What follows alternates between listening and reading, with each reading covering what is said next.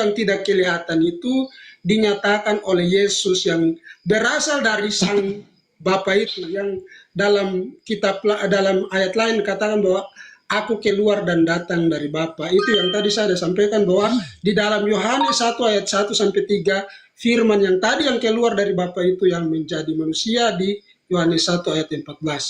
Begitu kira-kira saudaraku. Tapi kalau kita bahas ini lebih lanjut berarti kita bahas ke konseptual. Nah, saya minta saudara untuk menjelaskan bagaimana konsep keselamatan daripada itu. Karena ada beberapa ayat di dalam Al-Quran, dalam terjemahan, saya ada temukan bahwa sekelas Nabi Muhammad, dia tidak tahu itu dia akan kemana. Dia tidak tahu apa yang akan terjadi buat dia kemudian hari. Begitu, kemudian dia tidak tahu. Begitu, silakan saudara. Baik. Ya. Baik, luar biasa ya penyampaian Anda tadi itu luar biasa ya. Nah, sekarang Anda mengatakan bahwa kalau kita berdiskusi dan saya punya narasi tadi Anda mau bantah, maka itu lari ke konsep ketuhanan. Bukankah tadi sudah saya mengatakan kepada Anda bahwa yang berhak memberikan keselamatan kepada kita ini adalah Tuhan. Bagaimana caranya itu nanti tertulis dalam kitab suci kita masing-masing. Ya, bagaimana cara Tuhan dia menyelamatkan hambanya, yaitu ada tertulis di kitab suci masing-masing. Entah dia datang turun sendiri, atau dia mengutus utusannya, atau langsung dia dari atas bim salabim, langsung selamat seluruh manusia. Itu caranya Tuhan untuk menyelamatkan hambanya. Bagaimana kita cari caranya? Maka kita diberikan kitab suci. Jadi kita harus berbicara melalui kitab suci. Baik. Sekarang tadi Anda mengatakan yang penting percaya Yesus maka selamat. Kamu mau percaya dia sebagai nabi, kamu mau percaya dia sebagai Tuhan, kamu mau percaya dia sebagai guru. Nah, ini itu iman yang buta, saudaraku. Ini iman yang amburadul. Bukankah kita ini punya kitab suci? Di dalam kitab suci itu percaya kepada Yesus tertulis di dalam kitab suci itu sebagai apa? Jangan main-main buta. Begitu. Yesus mengatakan, barang siapa yang percaya kepadaku maka dia akan memperoleh hidup yang kekal. Hidup yang kekal menurut Yesus syaratnya bagaimana? Tertulis dalam Yohanes 17:3. Inilah hidup yang kekal itu mengenal engkau satu-satunya Allah yang benar dan mengenal aku Yesus Kristus yang telah engkau utus. Apakah di Islam ada? Ada. Asyhadu an la ilaha illallah wa asyhadu anna Muhammad Rasulullah. Tidak ada Tuhan yang berhak disembah selain Allah dan Nabi Muhammad adalah utusan Allah.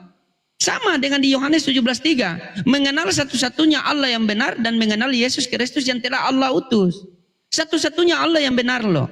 Di dalam Al-Quran, innal ladzina qalu rabbunallahu tsumma istaqamu tatanazzalu alaihimul malaikatu alla takhafu wa la tahzanu wa abshiru bil jannati allati kuntum tu'adun nahnu awliyaukum fil hayatid dunya wa fil akhirah. Barang siapa yang mengatakan Tuhannya Allah satu-satunya Tuhan, sama dengan Yesus. Hidup yang kekal itu mengenal satu-satunya Allah yang benar. Di dalam Quran surah Fusilat ayat 30, barang siapa yang mengatakan Tuhannya Allah satu-satunya Tuhan dan tetap dalam pendiriannya, maka ketika dia meninggal nanti jangan bersedih hati. Allah Subhanahu wa taala akan mengutus malaikatnya dan menjaga dia sampai ke jannahnya Allah Subhanahu wa taala. Jadi semua akan mendapat keselamatan, tetapi prosesnya itu bagaimana? Apakah dengan keselamatan di dalam kekristenan itu Tuhan turun sendiri ke dunia untuk menyelamatkan umatnya? Itu kan tertulis di Bible kalian. Apakah keselamatan di dalam Islam itu Tuhan turun sendiri untuk menyelamatkan umatnya? Itu semua ada di dalam Al-Quran kami. Jadi kita di sini berdiskusi, kita perang dalil. Bagaimana kita mau selamat sementara kita tidak tahu Tuhan kita yang mana? Padahal Yesus sudah mengatakan di Yohanes 14 nomor 1 perikopnya rumah Bapa. Janganlah gelisah hatimu wahai ampri. Percayalah kepada Allah dan percaya juga kepadaku. Ada dua entitas yang harus kita percaya agar kita mendapat rumah Bapa, yaitu kerajaan sorga. Sekarang percaya kepada Yesus sebagai Tuhan, percaya kepada Bapa sebagai Tuhan. Ada dua Tuhan bikin satu Tuhan. Ajaran dari mana ini? Bukankah ada orang yang datang kepada Yesus dan mengatakan, "Guru, perbuatan apa yang harus kami perbuat agar kami memperoleh hidup yang kekal?" Apa kata Yesus? Taati segala perintah Allah. Sudah. Perintah Allah yang harus kita taati itu sebagaimana? Ya sebagai yang diajarkan oleh Yesus. Apa perintah Allah yang diturunkan kepada Yesus? Hukum yang terutama, wahai orang Israel, Tuhan Allah kita, Tuhan itu Esa. Kalian tuhankan kepada Yesus. Selamat tidak? Yesus mengatakan, kamu menyembah apa yang tidak kamu kenal, kami menyembah apa yang kami kenal. Kalian sembah Yesus. Selamat tidak? Yesus mengatakan, aku akan pergi kepada Bapakku dan Bapamu, kepada Tuhanku dan Tuhanmu, kepada Allahku dan Allahmu. Kalian pergi kepada Yesus, sembah kepada Yesus. Selamat tidak? Yesus mengatakan dalam Lukas 4 nomor 8, sembahlah Tuhan Allahmu, kepadanya kamu harus berbakti. Kalian sembah Yesus. Selamat tidak? Bukankah di Matius 7, 21, 22, 23, barang siapa yang memanggil Yesus Tuhan, Tuhan, Tuhan, Tuhan, kami bernubuat demi namamu, mengusir setan demi namamu. Apa kata Yesus? Enyalah kau dari hadapanku. Bagaimana kita mau selamat kalau kita tidak tahu Tuhan kita yang mana? Kalau masalah percaya, kita percaya. Sekarang kamu percaya sebagai Tuhan, saya percaya sebagai utusan Tuhan. Kalau saya percaya dia sebagai utusan Tuhan, berarti Yesus punya Tuhan. Kamu percaya dia sebagai Tuhan, berarti Yesus itu Tuhan. Mari kita diskusikan perang dalil. Buktikan Yesus Tuhan agar kita selamat. Saya buktikan Yesus adalah utusan Tuhan agar kita selamat. Begitu poinnya, saudaraku. Silakan. Oke. Jadi saudaraku, ini tadi saya bawa ayat-ayat itu, mungkin dia tidak dengar tadi apa, dia lihat ke tempat lain. Tadi saya sudah bawa ayat bahwa Yesus itu kenapa orang Kristen kemudian mempercayai dia sebagai Tuhan. Tadi saya sudah bawa ayat Filipi 2 ayat 10 sampai 11. Nah, kalau kita bahas terus ini, berarti kita sudah tidak bahas tentang keselamatan. Tadi saya belum lihat keselamatan di dalam Islam. Caranya bagaimana tadi. Jadi, saudaraku, kenapa Yesus harus menyebut seperti itu? Karena dia sudah ada di bumi dan dia memperkenalkan Tuhan yang tidak kelihatan itu, saudaraku. Dia memperkenalkan Tuhan yang dia datang daripada sang sumber itu yang tidak dikenal itu. Jadi dia harus berkata-kata dalam bentuk bahasa manusia dan mengatakan bahwa Bapa kita itu satu, Tuhan Allah kita itu satu. Jadi dia memperkenalkan sang sumber itu. Tapi sang sumber itu adalah dia yang juga berasal dari sana. Makanya tadi saya ada bawa ayat 1 Yohanes 5 ayatnya 20. Makanya kita baca ayat itu. Begitu. Jadi abang tadi saudaraku tadi bawa tentang Yohanes 17 ayatnya yang ketiga.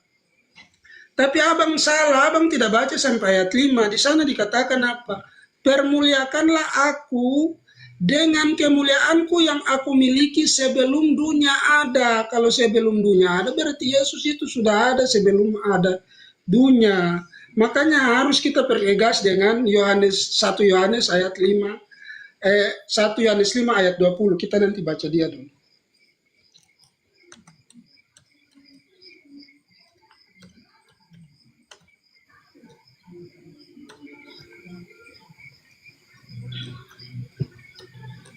Sabar ya, saya cari dulu ya.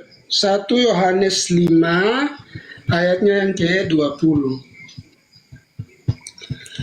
Sebab Bapa mengasihi anak dan ia menunjukkan kepadanya segala sesuatu yang dikerjakannya sendiri. Bahkan ia akan menunjukkan pekerjaan-pekerjaan yang lebih besar lagi kepadanya daripada pekerjaan-pekerjaan itu supaya kamu menjadi heran. Jadi sang Yesus ini datang daripada Bapa itu untuk menunjukkan pekerjaan-pekerjaan yang Bapa harus lakukan. Jadi Yesus itu kenapa disebut utusan? Itu istilah bagaimana karena Yesus itu sudah ada di bumi. Masa Yesus sudah ada di bumi baru bilang saya ini Allah? Kan tidak mungkin. Atau saya ini sang sumber itu, kan tidak mungkin. Karena Yesus ini adalah firman menurut orang Kristen dan memang ayatnya ada. Dia adalah firman yang sejak semula dia ada bersama Allah itu sejak kekekalan. Jadi kalau kita mau bicara, Yesus harus menyebut dia Allah sendiri. Tidak mungkin karena dia sudah turun, sudah berinkarnasi menjadi manusia. Jadi dia harus mengajarkan tentang Bapa yang tak kelihatan itu. Makanya tadi saya sudah bawa ayatnya di mana tadi, Filipi tadi itu. Mana ayatnya tadi, Filipi.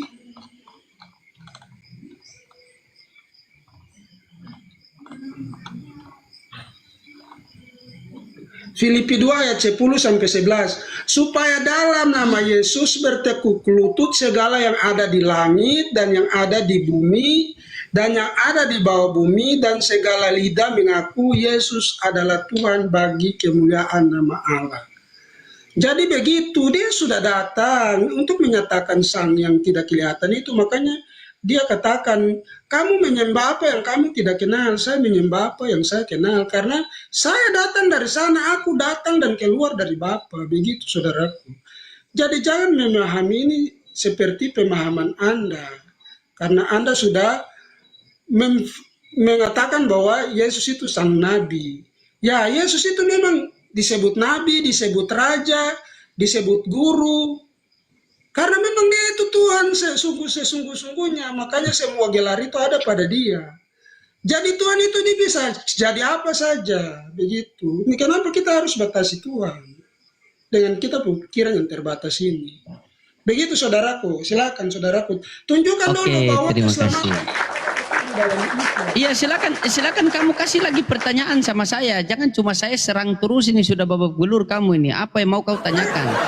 Ada beberapa ayat yang mau kau sampaikan, silakan. Ayat apa, Al-Quran apa, hadis apa. Yang tentang keselamatan tidak masalah, silakan. Kita bernarasikan, yang penting perang dalil. Tujuan kita biar netizen yang menilai kan. Gitu, silakan. Biar saya catat. Oke, sabar ya.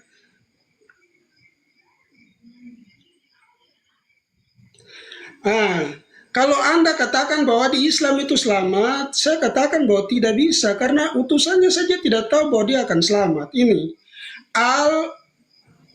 Al-Aqiyah. Al-Aqaf surat yang ke-46 ayatnya yang ke-9. Katakanlah, tapi ini sang Tuhan yang kasih tahu ini, sang Allah yang kasih tahu.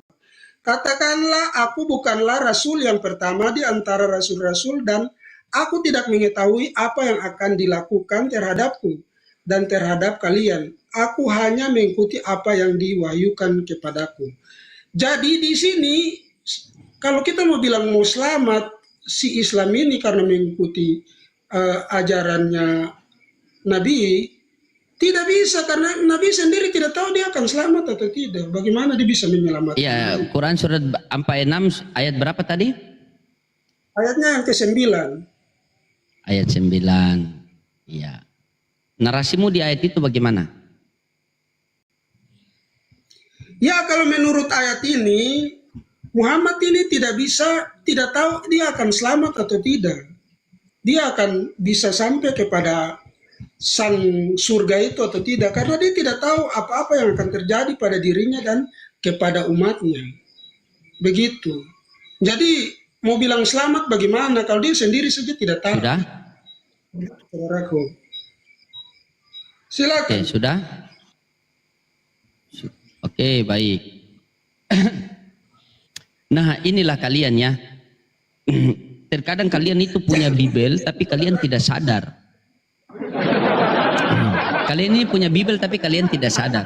Tadi kamu mengatakan dia itu adalah guru, dia itu adalah rabi, dia itu adalah nabi, dia itu juga Tuhan. Mana ada dia begitu? Itu hanya asumsi, itu hanya doktrin. Kamu tadi mengutip surat Paulus di berapa, Filipi 2 nomor... Sabar, jangan dulu. Begini, tidak. Ya, silakan. Minta izin, saudara, minta maaf. Ya. Jangan kau framing saya, karena di Alkitab itu ada Yesus disebut raja. Dengar, Yesus disebut raja, Yesus disebut guru, Yesus disebut Tuhan juga. Begitu di dalam Alkitab, ya bukan asumsi saya. Jadi jangan framing kalau saya yang bilang, saudaraku. Jangan. Oke, baik. Lanjut, saudara. Baik. Ya, kita tetap masih seperti biasa, tema kita tetap masih tentang konsep keselamatan, namun caranya agama Islam, bagaimana cara konsep keselamatannya, agama Kristen bagaimana cara konsep keselamatannya. Di sini kita perang dalil, ya, bukan perang asumsi, apalagi perang framing, ya.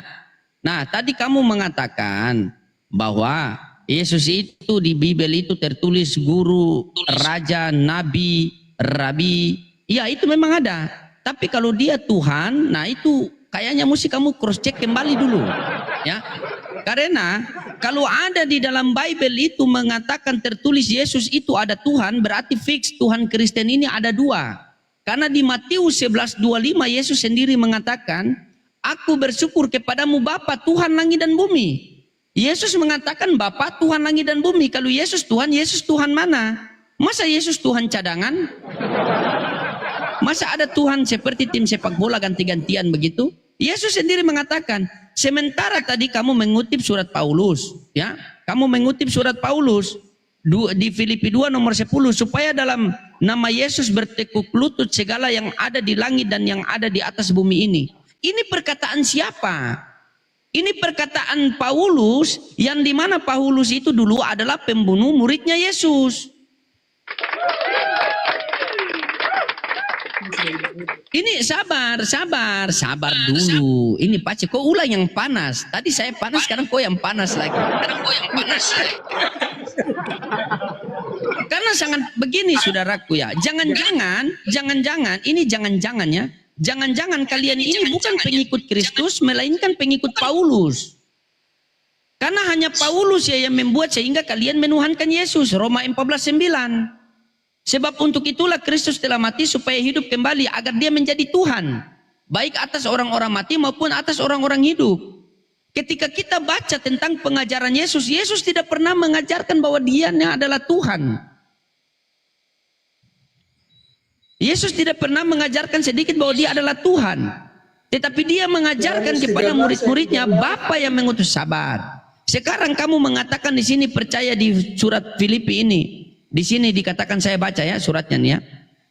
Supaya dalam nama Yesus bertekuk lutut segala yang ada di langit dan yang ada di atas bumi dan yang ada di bawah bumi, dan segala lidah mengaku Yesus Kristus adalah Tuhan bagi kemuliaan Allah Bapa. Yesus Kristus adalah Tuhan.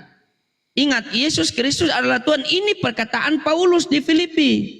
Sementara Yohanes 11:42 disekelilingi orang banyak, Yesus sendiri mengatakan, "Ya Bapa, Engkau selalu mendengarkan aku." Tetapi disekelilingi orang banyak ini, aku pengen agar mereka percaya bahwa Engkaulah yang telah mengutus aku. Berarti Yesus pengen dipercaya sebagai utusan Tuhan. Sementara kalian menuhankan Yesus, kalian memberikan surat-surat Paulus. Apakah surat Paulus ini firman Tuhan?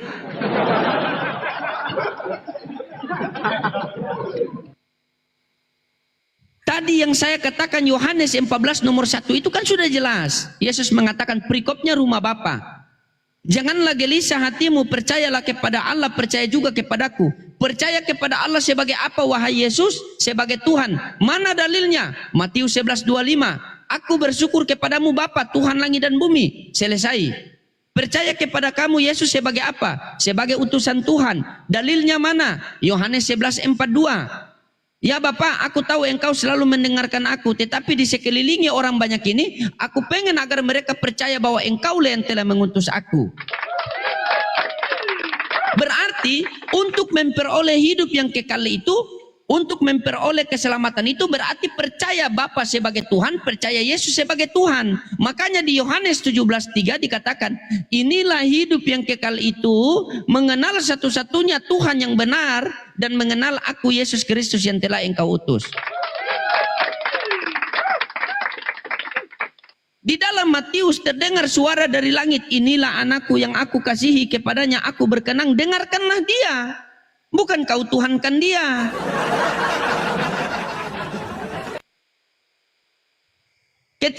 Anda berdoa kepada Yesus menandakan Anda seorang hamba. Ketika Yesus berdoa di Taman Getsemani kepada Allah Bapa di surga menandakan Yesus seorang hamba. Apakah Tuhan Anda adalah hamba? Apakah Anda bertuhan kepada yang punya Tuhan? Di Matius 12:15 perikopnya sudah jelas. Yesus hamba Tuhan. Kisah para Rasul 13, Kisah para Rasul 3:13. Allah Abraham, Tuhan Abraham, Ishak, Yakub, nenek moyang kita telah memuliakan hambanya, yaitu Yesus.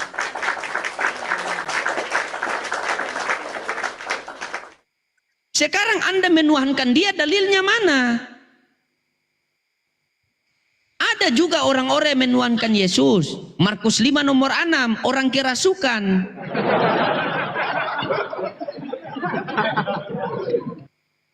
Yesus mengatakan Allah itu roh dan sembahlah roh dalam kebenaran. Roh terlihat atau tidak? Maksud dari menyembah roh dalam kebenaran itu berarti kita menyembah sungguh-sungguh kepada Allah. Bukan hanya fisik yang menyembah, tetapi roh juga kita ikut menyembah.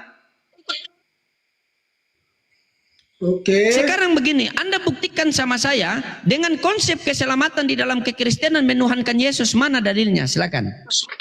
Nah, tadi Anda mengatakan, ya bentar saya lanjut.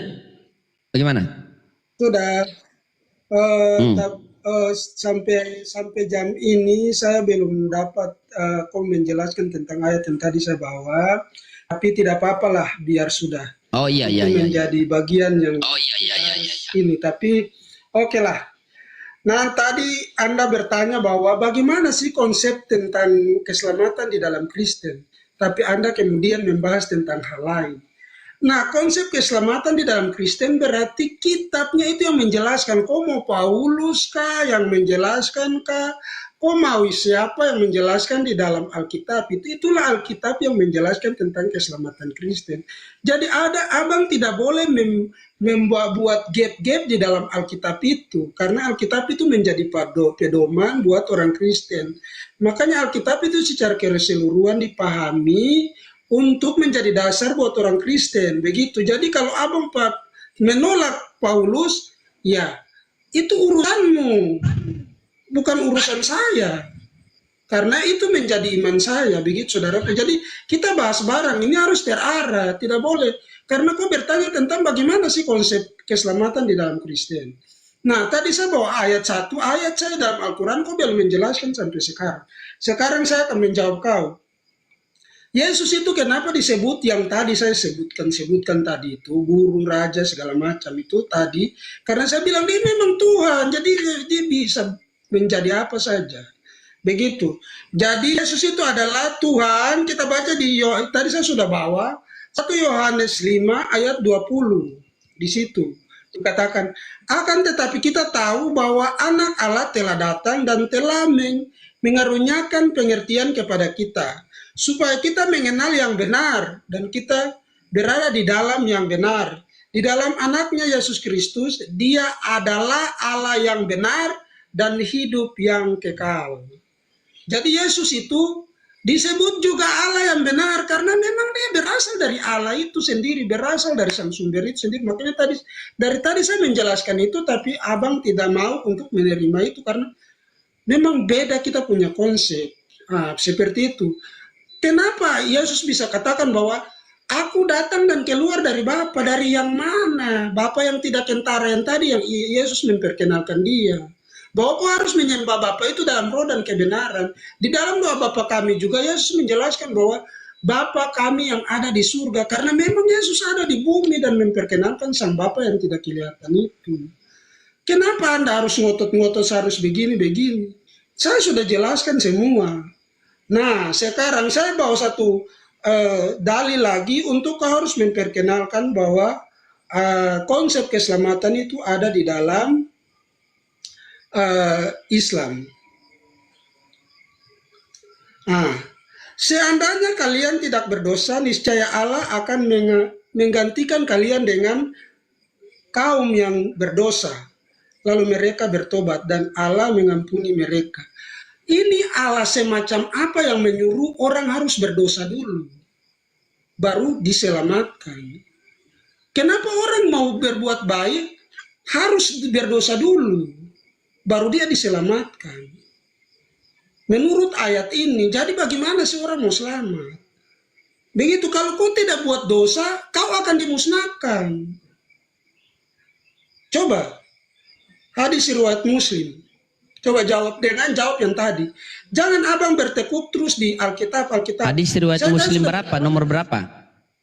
Saya tadi sudah menjelaskan bahwa Ya, hadis berapa? Hadis berapa?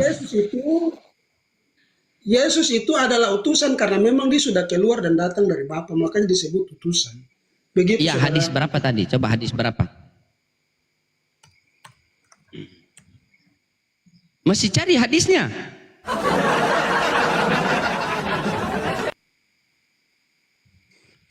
Pikir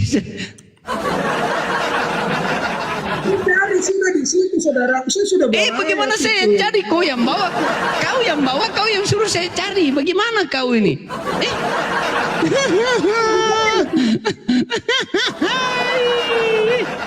Apa lepate? Coba kau cari dulu hadis apa tadi itu. Saya baru dengar juga itu tadi itu. Oh, hadis riwayat Muslim. Hadis riwayat Muslim 2749. Hadis Sahih Muslim 2749.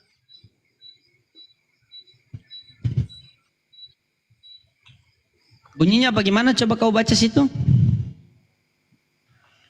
Seandainya kalian tidak berdosa, niscaya Allah akan menggantikan kalian dengan kaum yang berdosa. Terus, lalu mereka bertobat dan Allah mengampuni mereka. Jadi ini disuruh untuk berdosa dulu. Kalau tidak nanti Allah itu menurutin penjelasan. Seandainya kalian tidak berdosa, niscaya Allah menggantikan kalian dengan kaum yang berdosa. Jadi orang-orang yang tidak berdosa nanti Allah gantikan mereka dengan orang yang berdosa. Jadi harus buat dosa dulu supaya jangan digantikan. Begitu. Silakan saudaraku. Hadis riwayat Muslim, bagaimana bunyinya situ? Aduh, perlu ulang-ulang saja ini. Seandainya kalian tidak berdosa, niscaya Allah akan menggantikan kalian dengan kaum yang berdosa. Lalu mereka bertobat dan Allah mengampuni mereka. Tidak bunyi seperti itu kok. Ini saya buka hadisnya ini. Bagaimana? Oke, nanti saya bahas itu. Baik.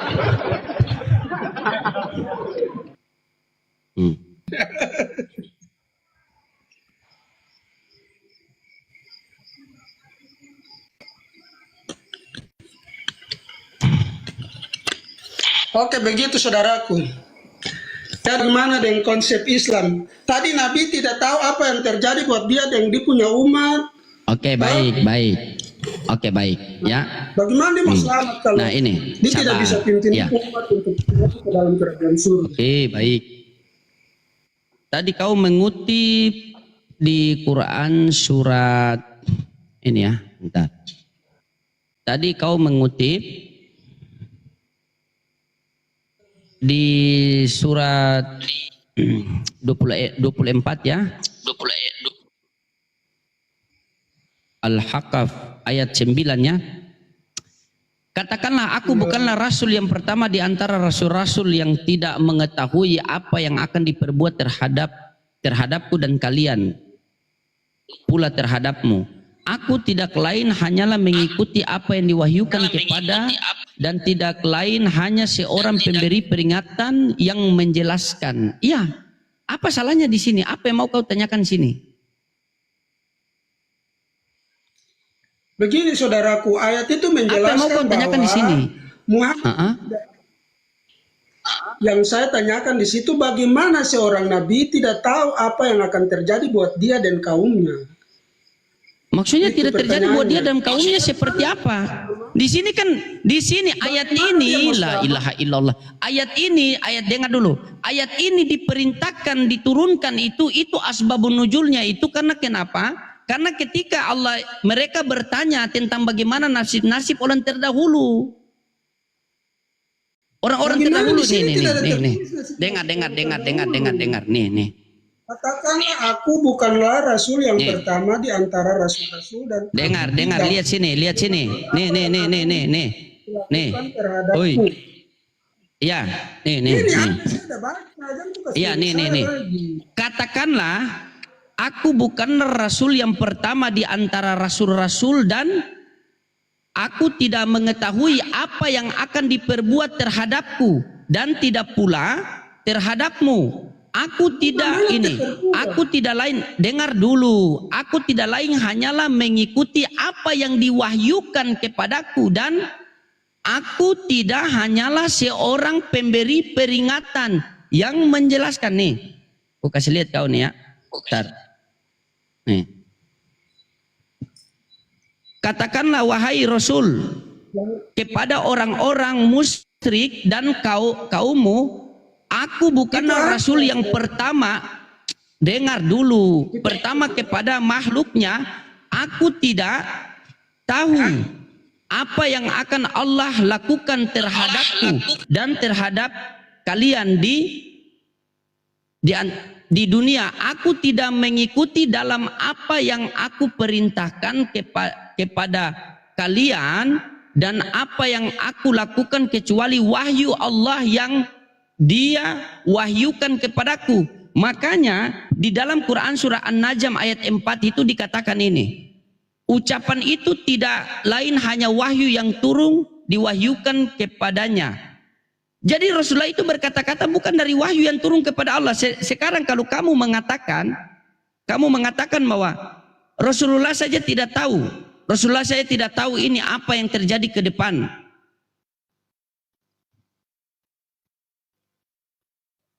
Paham tidak? Oi. Nih. Ali Imran ayat 31. Nih, baca ini. Apa yang dikatakan di sini? Perhatikan baik-baik. Perhatikan baik-baik apa yang dikatakan di sini. Nih. Nih. Ampi. Katakanlah Nabi Muhammad, jika kamu mencintai Allah, ikutilah aku, niscaya Allah akan mencintaimu dan mengampuni dosa-dosamu. Allah Maha Pengampun lagi Maha Penyayang. Ini sudah katakan jika kita mengikuti Rasulullah, maka Allah mengampuni dosa-dosa kita. Bagaimana kamu mengatakan bahwa tidak akan selamat?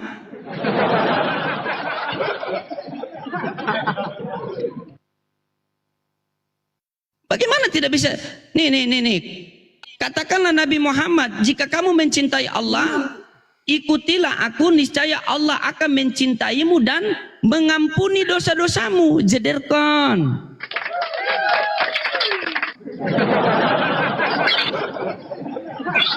Sementara kalian, Yesus mengatakan, hidup yang kekal itu bagaimana syaratnya? Kalian lari ke Paulus, padahal ada di Yohanes 17:3. Bukan terlalu melebar. Bagaimana? Bahwa dia punya asbabul nuzul apa? Asbabul nuzul itu apa? Itu apa? Itu tafsiran kan? Asbab, bro. Kitab kami ini, kitab itu ada tafsiran, ada asbabun nuzul. Kau tidak mau kalau kitab suci butuh tafsir atau tidak? Saya tanya sama kamu dulu. Hah? Apa? Begini saudaraku, tadi kita bahas itu secara letter-letter. Tadi saya tafsir. Tidak mau. Bilang gimana? Lu tanya saya terus tentang tafsir. Tadi saya tafsir bahwa Yesus itu turun dari Sang Bapa, keluar dari siapa itu yang firman yang tadi keluar menjadi manusia. Itu kan tafsiran. Kok tidak mau? Sabar, simpel ampli. Simpel. Yesus turun dari Bapa, sabar. Yesus turun dari Bapa ke dunia itu menjadi manusia atau menjadi Tuhan? Dengar saya tadi bilang ayat ada yang Yesus bilang. Iya, sabar, simpel dulu. Yesus datang ke dunia ini.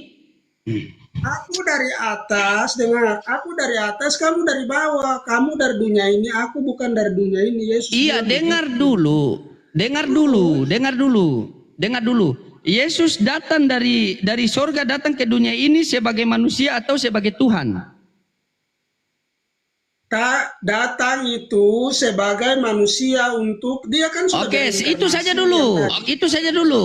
Itu saja dulu. Yesus datang ke dunia sebagai Tuhan. Sabar. Tidak, saudaraku. Kalau kau bikin pertanyaan 1 tambah 1 Saya bahwa tidak tanya matematika itu. masuk Kamu di dengar dalam dulu. Kamu dengar baik-baik Tidak, dulu. tidak. Saudaraku, kalau kau bawa matematika masuk ke dalam untuk memastikan orang bahwa ini Bukan Tuhan tidak. atau bukan Tuhan. Begini tidak boleh kamu berasumsi. Kau yang berasumsi. Dengar dulu. Kau tadi bawa tafsir, saya bilang jangan bawa tafsir. Kau bilang kenapa kau tadi tafsir begitu? Apakah kitab suci itu tidak boleh ditafsir? Ya saya dari awal saya sudah mengaku bahwa kitab suci itu harus ditafsir. Kau yang tidak mau dari tadi. Sekarang kau bawa tafsir. Tidak, saya bukan tidak mau. Dengar dulu, saya bukan tidak mau. Tadi saya mau tanya sama kamu. Dengar dulu, saya mau tanya sama kamu. Kau mengatakan bahwa Yesus turun ke dunia sebagai manusia. Yesus turun ke dunia ini sebagai manusia. Nah, aku tanya sama kau jujur dulu. Sabar. Yesus datang ke dunia sebagai manusia atau sebagai Tuhan? Datang Yesus itu keluar dan datang dari Bapa, berinkarnasi menjadi manusia. Oke, berarti manusia dia ya? Dengar dulu. Manusia ini berasal dari sang sumber, berarti manusia ini adalah Tuhan. Konsep Tuhan dalam Islam dan konsep Tuhan dalam Kristen. Coba diam dulu. Iya, diam dulu. Saya tanya sama kamu dulu yang terakhir kali, Yesus datang ke dunia itu sebagai manusia atau sebagai Tuhan? Ya datang sebagai manusia karena datang sebagai manusia. Baik, kita kunci nih. Sebagai manusia berarti dia bukan Tuhan ya? Apa kok bawa matematika? Karena konsep itu tidak begitu. Debat itu konsep tidak begitu. Bagaimana kau yang bilang dia datang sebagai manusia? Debat itu bukan ilmu pasti macam matematika 1 tambah 1 itu langsung 2. Dengar, bukan begitu Api. Bagaimana kau sudah kejang-kejang? Tadi kamu mengatakan bahwa dia datang ke dunia itu. Dia datang ke dunia itu sebagai manusia. Oke, kamu mengatakan bahwa dia datang. Dengar dulu. Nah, ini kalau sudah mentok ini pasti mau bikin kacau sih Api. Kau yang mentok saudaraku, jangan kau berpolemikus. Kau yang polemikus lagi. Kau sudah polemikus. Kamu mengatakan tadi, dengar dulu. Kamu mengatakan tadi Yesus datang ke dunia sebagai, saya kan tanya sama kamu, Yesus datang ke dunia ini sebagai manusia. Dengar dulu, bagaimana kamu pertanggungjawabkan dong? Takut kenapa? Kau punya konsep ini, kau punya tema ini, oten tidak selamat. Iya, bagaimana kalian mau selamat kalau kalian tidak tahu bagaimana keselamatan kalian? Kita bicara tentang ketuhanan. Itu adalah keselamatan itu. Iya, dengar dulu. Sekarang bagaimana? Ngomong dulu lah. Ngomong kau dulu. Jadi temamu ini tentang keselamatan, berarti kita bahas tentang keselamatan saja. Konsep keselamatan di Kristen seperti apa dan konsep keselamatan di Islam seperti apa. Nah itu kita bahas, bukan kita bahas lagi tentang ketuhanan. Kalau ketuhanan itu kau buat tema baru supaya kita bahas tentang ketuhanan. Tuhan yang benar itu yang mana, begitu. Kalau kau bawa lagi tentang konsep Tuhan, kita mengikuti Yesus ya kita selamat, itu konsep dalam kekristenan.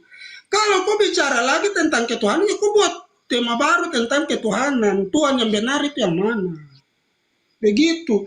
Jangan kau bawa konsep keselamatan kau kaitkan dengan ketuhanan, itu salah. Itu konsep begitu itu orang-orang polemikus, begitu. Silakan saudaraku. Sudah? Oke.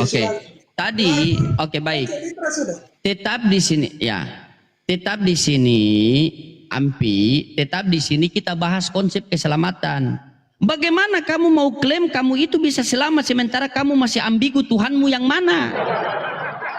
Kamu sendiri mengatakan Yesus datang ke dunia ini sebagai manusia, tapi kau tuhankan manusia. Bagaimana bisa kamu bisa selamat? Pusat keselamatan itu datang daripada Tuhan. Bagaimana caranya? Entah Tuhan datang sendiri, Tuhan mengutus utusannya untuk menyelamatkan kita.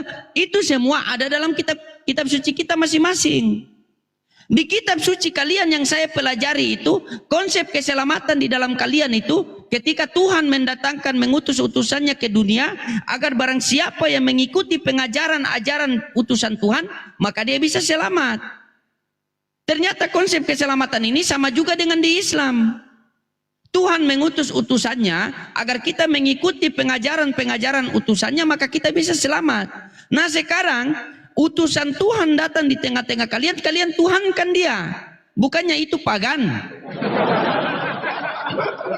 Kamu sendiri yang mengatakan Yesus datang ke dunia itu sebagai manusia. Tetapi kau tuhankan dia. Sementara tidak ada dalilnya. Konsep keselamatan di dalam Islam itu bagaimana? Konsep keselamatan di dalam Islam itu, Quran surah Al-Imran ayat 31 tadi. Mengikuti pengajaran-pengajaran Rasulullah Muhammad SAW, yaitu menuhankan Allah, taati segala perintah-perintah Allah, menjauhi seluruh larangan-larangan Allah, maka Allah cinta kepada kita. Jika Allah sudah cinta kepada kita, apa kata di Al-Quran itu? Maka Allah akan menghapuskan dosa-dosa kalian. Qul in kuntum tuhibbunallaha fattabi'uni yuhibbukumullah wa yaghfir lakum dzunubakum wa huwal ghafurur rahim. Katakanlah Nabi Muhammad kepada umatmu, apabila mereka ingin aku mencintai mereka, maka ikutilah kamu. Dan akan kuhapuskan dosa-dosa mereka. Sementara konsep keselamatan di kalian itu, Yesus mengatakan barang siapa yang percaya kepadaku, maka dia akan memperoleh hidup yang kekal. Nah hidup yang kekal menurut Yesus bagaimana? Yohanes 17:3. Inilah hidup yang kekal itu, mengenal satu-satunya Allah yang benar dan mengenal aku Yesus Kristus yang telah engkau utus. Kenapa kalian tuhankan utusan Tuhan, baru kalian pengen mendapat keselamatan?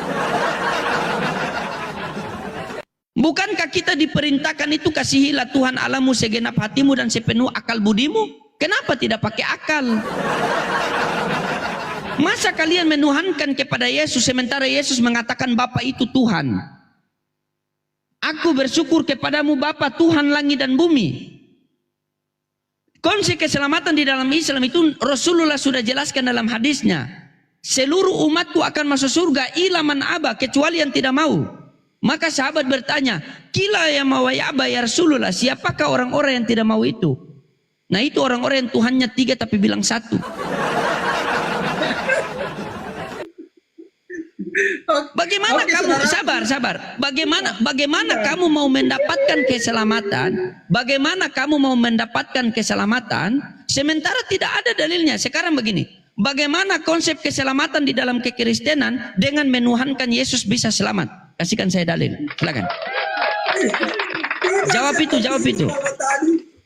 Begitu kok ganti, kok tema dulu saudaraku. Tidak. Konsep di mana? Dengar dulu. Di mana konsep keselamatan? Dengar dulu Ampi. Di mana konsep keselamatan di dalam kekristenan dengan menuhankan Yesus maka kamu akan memperoleh hidup yang kekal? Di mana datanya? Saya minta. Oke. Mana datanya? Kalau saya minta silakan. Saudaraku kok ganti temamu, kok perjelas.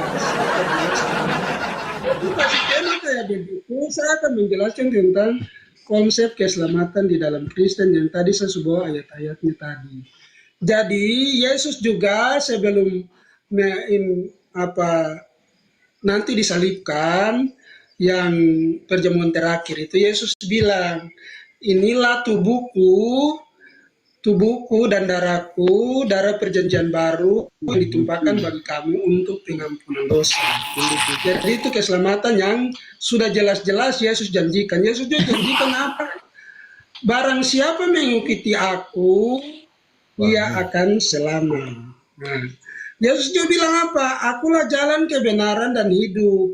Barang siapa percaya kepadaku, ia akan pergi sampai ke rumah Bapa. Kalau tidak percaya tidak datang kepadaku dan tidak percaya kepadaku, dia tidak akan sampai ke rumah Bapa.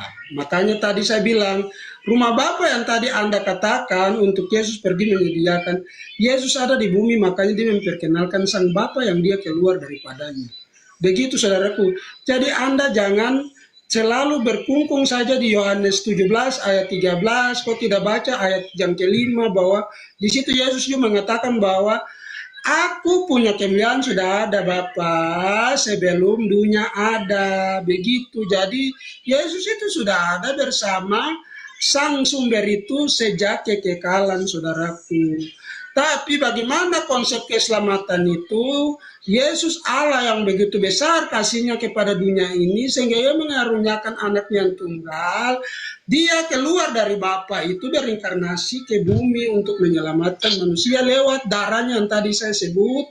Inilah tubuhku, darahku, darah perjanjian baru yang kekal yang ditumpahkan bagi kamu demi pengampunan dosa.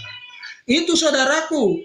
Jadi Anda jangan berpolemik dari tadi. Kau kasih saja ayat tentang Islam. Begitu karena saya tetap akan bersikeras bahwa Muhammad tidak tahu apa-apa. Dia mati nanti dalam satu riwayat itu dikatakan anaknya bertanya bagaimana sih nanti kalau kita apakah Bapak bisa selamatkan saya? Dia bilang saya tidak bisa selamatkan kau dan saya juga tidak bisa. Saya belum tahu nanti saya selamat atau tidak. Begitu. Jadi Sudah? Jadi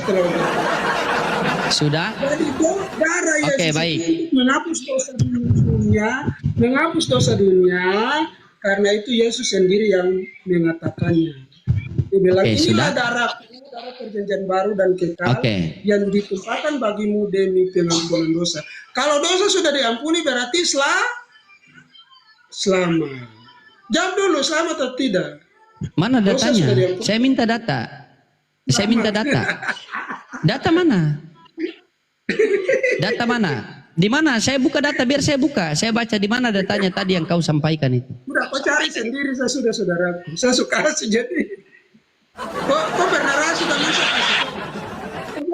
Bro, ini saya tanya sama kamu, jangan kemana-mana ya. Bagaimana, di mana data konsep keselamatan itu di dalam kekristenan menuhankan Yesus? Mana datanya? Mana datanya? Pertanyaanmu itu pertanyaan polemikus. Iya, mana datanya? Sekarang begini. Kalian kan menuhankan Yesus. Di mana datanya dengan menuhankan Yesus akan memperoleh hidup yang kekal? Mana datanya? Anda punya pertanyaan ini pertanyaan yang apa? Tidak, mana datanya? Bukan kurang bagus. Di mana datanya? Di mana datanya dengan menuhankan Yesus akan memperoleh hidup yang kekal? Di mana datanya? Di mana? Mana datanya? Mana? Kalau saya bertanya buat tahu begini, kalau saya bertanya seperti pola pikir Anda ini, kalau saya bertanya begini, di mana datanya Muhammad itu mendapat wahyu di dalam Gua Hira, di mana datanya ayatnya? Di mana? Ini jawab dulu, nanti saya jawab. Ada datanya, jawab dulu. Jawab dulu. Di mana datanya? Sabar. Di mana datanya kalian menuhankan Yesus akan memperoleh hidup yang kekal? Di mana datanya? Ada tidak? Kalau ada bilang ada, kalau tidak bilang tidak. Oke. Di mana datanya? Oke, data yang eksplisit seperti yang Abang katakan itu, yang Abang bicara dari mulut Abang itu, saya rasa tidak ada. Mungkin ada tapi saya belum tahu, tapi saya katakan kau berbicara tidak pakai data. Kau juga dari tadi. Kau ini wahyu. Wahyu mana wahyu? Wahyu itu Yesus sudah terangkat ke langit. Bagaimana kau bicara wahyu?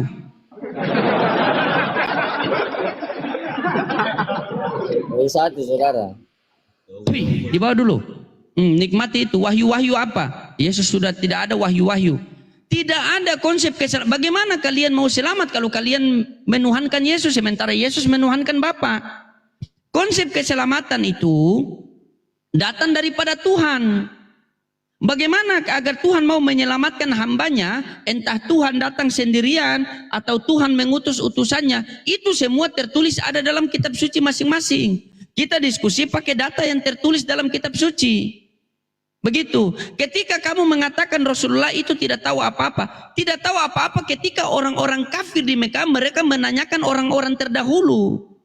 Maka Rasulullah mengatakan, aku diperintahkan hanya untuk menyampaikan wahyu Allah. Tidak terlalu tahu masalah gaib-gaib yang terdahulu. Kamu mau kasih sinkron dengan konsep keselamatan?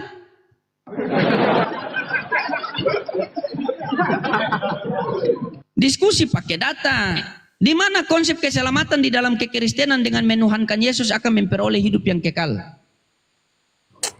Hello. Open cam. Okey, saya dari Malaysia. Saya nak abang lawan dengan Edis TV. Kalau abang boleh menang, saya lompat dari Monas. Tidak usah lompat dari Monas. Sudah berapa banyak orang yang lompat dari Monas itu? Tidak usah lompat dari Monas.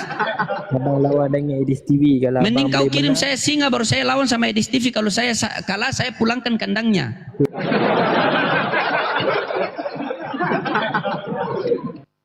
Bagaimana bisa coba? Tidak ada konsep keselamatan di dalam kekristenan dengan menuhankan Yesus, tetapi menuhankan Bapa yang telah mengutus Yesus. Nah, itu poinnya. Bang. Open cam. Kenapa diturunkan yang dari Malaysia tadi? Saya mau apa dia? Ini siapa, Islam apa Kristen? Saya Islam bang. Oh, sudah bang, tidak usah, namanya juga orang gila, Anda lawan lagi.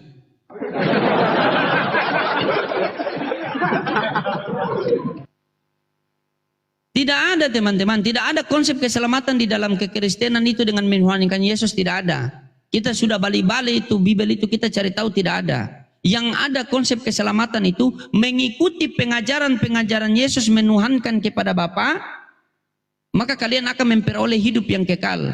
Makanya Kristen dikatakan pengikut Kristus. Ternyata mereka ini bukan pengikut Kristus, tetapi penyembah Kristus, pengikut Paulus. Makanya tidak nyambung. Contohnya ini hari Natal akan datang, kalian lihat ya. Yesus lahir di kandang domba, tetapi yang mereka hias pohon. Yesus baptis dibanting di air, tetapi yang mereka hias pohon. Iya, bukan Wahyu 1. Coba baca, jangan pohon potong pohon lagi. Bagaimana itu? Tidak boleh begitu. Ini tentang kebenaran. Buka Wahyu 1. Tadi saudara mau bertanya, saya sudah kasih ayat. Kenapa saya turun? Pasang. Karena kau setan.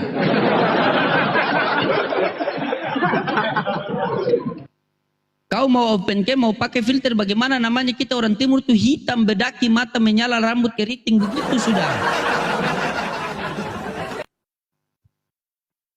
Naik wahyu, naik lagi, turun lagi, naik wahyu lagi, turun lagi. Saya rasa kau itu kalau tidak ada wahyu, kau tidak akan buka koma lagi. Kita berdiskusi dengan data, biar enak yang melihat begitu. Kalian tidak nyambung-nyambung, kalian, ya Allah ya Rabbi. Konsep keselamatan di dalam Islam sudah jelas. Baginda Rasulullah Muhammad SAW sudah mengatakan, Kullu ummati yadkhulunal jannah illa man aba. Seluruh umatku akan masuk surga illa man aba, kecuali yang tidak mau. Maka sahabat bertanya, kila ya mawai aba ya Rasulullah, siapakah orang-orang yang tidak mau itu? Maka apa kata Nabi? Orang-orang yang tidak mengikuti ajaranku. Ajaran Rasulullah Muhammad SAW apakah sama dengan ajaran Yesus? Sama-sama mengesahkan satu Tuhan. Pernahkah kalian dapati di dalam Bible ketika mereka bertanya, Yesus, siapakah Tuhan? Yesus mengatakan, Tuhan Allah kita, Tuhan itu Esa. Sembahlah Tuhan Allahmu. Kepadanya kamu harus berbakti. Tidak pernah Yesus ketika kita ditanya, Yesus, siapakah itu Tuhan? Emang Yesus mengatakan, kamu punya tubuh, jiwa, dan roh? Tidak ada seperti itu, teman-teman. Ya, silakan pasien selanjutnya, nomor antrian yang ke-9.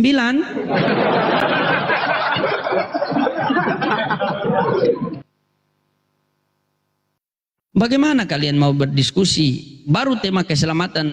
Oh, itu nanti tema ketuhanan. Nah, itulah framing mereka, karena Bible itu harus ada perikop. Jadi tidak sangkut paut tema keselamatan dengan tema ketuhanan, itu tidak sangkut paut kata mereka. Karena Bible itu pakai perikop. Jadi ada perikop-perikopnya.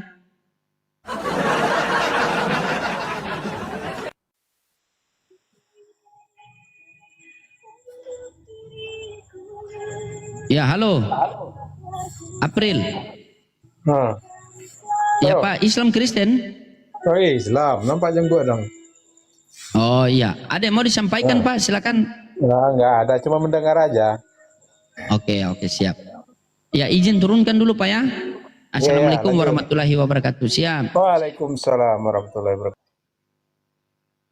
Iya teman-teman, dibantu tap layar dulu sambil share-share ya teman-temannya, dibantu-bantu dulu. Iya.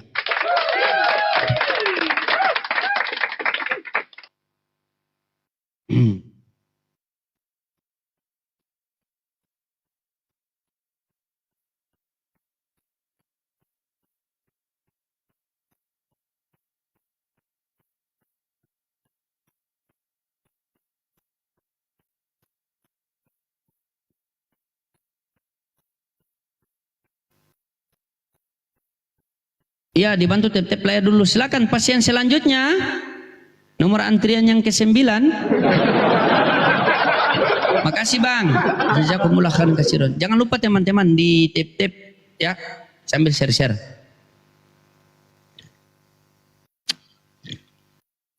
Waalaikumsalam Ibu Ketua. Makasih. Bagaimanakah konsep keselamatan orang Islam itu? Kami masuk surga itu bukan karena amal. Tadi dia mau kutip hadis yang ketika Jibril mengatakan, ya Rasulullah, barang siapa yang mati dan mampu mengucapkan syahadat, maka dia akan masuk surga. Maka Rasulullah bertanya, walaupun dia berzina, walaupun dia mabuk-mabukan, iya walaupun dia mabuk-mabukan, walaupun dia mencuri, begitu. Yang penting tidak menduakan Allah. Tetapi dicuci dulu di neraka. Karena itulah sistem konsep dalam keselamatan di dalam Islam. Jika seseorang itu mati dan dia tidak menyekutukan Allah, maka dosanya itu tetap dicuci di neraka, setelah itu dimasukkan ke surga. Makanya di Maryam 71 itu seluruh manusia mendatangi neraka. Dan Maryam 72 maka Allah menyelamatkan orang-orang yang beriman, orang yang bertakwa. Nah jadi kalau Maryam 71 itu nubuatan untuk orang Kristen sebenarnya. Begitu. Nubuatan untuk orang Kristen. Yang penting tidak menduakan Allah, ya sudah. Kamu akan diampuni dosamu. Dicuci dulu di neraka. Dan buat apa kita masuk neraka lagi kalau gigi sudah ompong kan? Nah sementara Kristen, makanya di Maryam 71 itu dikatakan apa? Seluruh manusia akan menentangi neraka. Nah Oten ini manusia atau bukan? Kalau binatang ya tidak apa-apa. Coba tanya sama Oten. Mereka bayar Maryam 71. Seluruh manusia akan mendatangi neraka. Terus tanya, kamu manusia atau tidak? Oh ini saya tidak imani. Bukan itu yang saya tanya. Jadi mereka ini teman-teman, mereka itu bagaikan HP yang RAM-nya kecil tapi aplikasinya besar. HP kalau RAM kecil aplikasinya banyak itu terkadang kita tindis A, keluarnya B. Nah mereka ini otaknya kecil tapi kitabnya tebal begini. Makanya hang, makanya kita tanya A jawabnya B. Sama seperti HP itu. HP kalau sudah hang-hang kalian tindis A, dia langsung keluar B atau keluar C. Lari-lari dia punya touchscreen. Nah ngeblank begitu. Nah seperti Oten. Kitab tebal, ngeblank pula otaknya. Kan kita diskusi tentang konsep keselamatan, bukan tentang konsep ketuhanan. Dungu, bagaimana kau bisa selamat kalau kau tidak tahu Tuhanmu yang mana?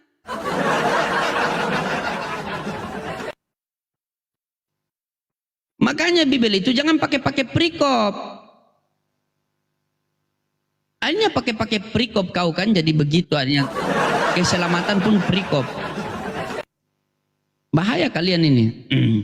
Jadi tidak ada seperti itu, tidak ada konsep keselamatan di dalam kekristenan apabila carikan saya dalil di mana dengan konsep keselamatan di dalam kekristenan itu dengan menuhankan Yesus. Tidak ada teman-teman. Yesus saja dipanggil Tuhan dibilang enyalah kau dari hadapan. Sudah dikatakan juga kan, Aku diutus hanya untuk Bani Israel. Ada Bani di Papua, Tuhan kan Yesus. Innalillahi. Ya Allah ya Rabbi. Waalaikumsalam warahmatullahi wabarakatuh. Dari Ternate hadir.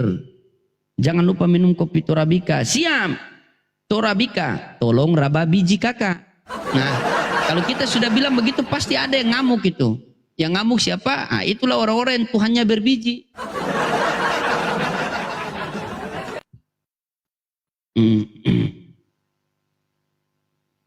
Iya teman-teman, dikencangkan dulu tip-tip layar teman-teman. Ya, semangat kita.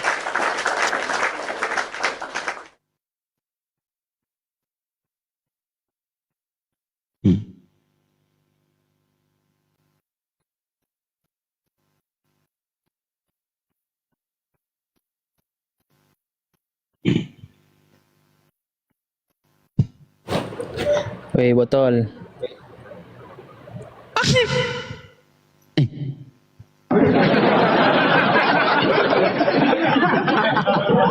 Sejak kapan setan sudah bisa berbicara ya?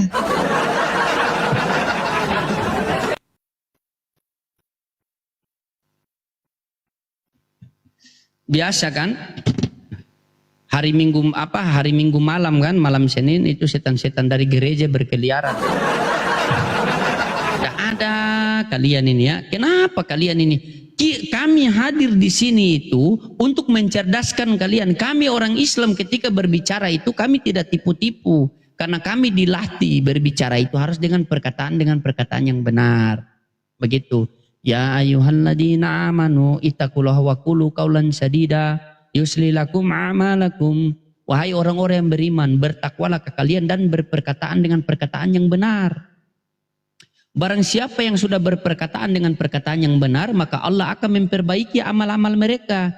Jika Allah sudah memperbaiki amal kita menjadi amal baik, dengan amal baik itu kita akan mendapat ridha Allah. Dengan ridha Allah itulah yang akan kita masuk ke surga. Begitu. Kalau kalian ini kan bebas, mentang-mentang dosa sudah ditebus,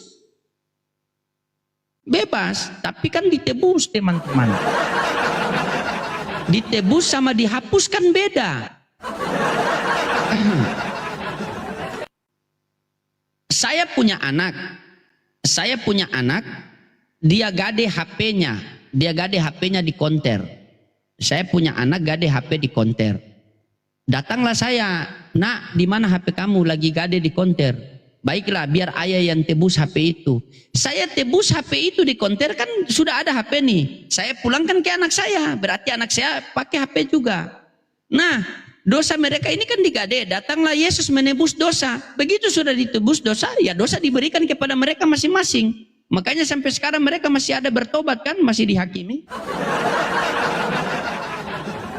Kan analoginya kan begitu. Coba tanya Kristen, berarti kalian sudah tidak ada dosa? Oh masih, itu dosa perbuatan sendiri. Beda sama dosa waris. Nah itu dungumu itu. Iya, habis ditebus bulan depan digadai lagi. Masuk teman-teman. Iya.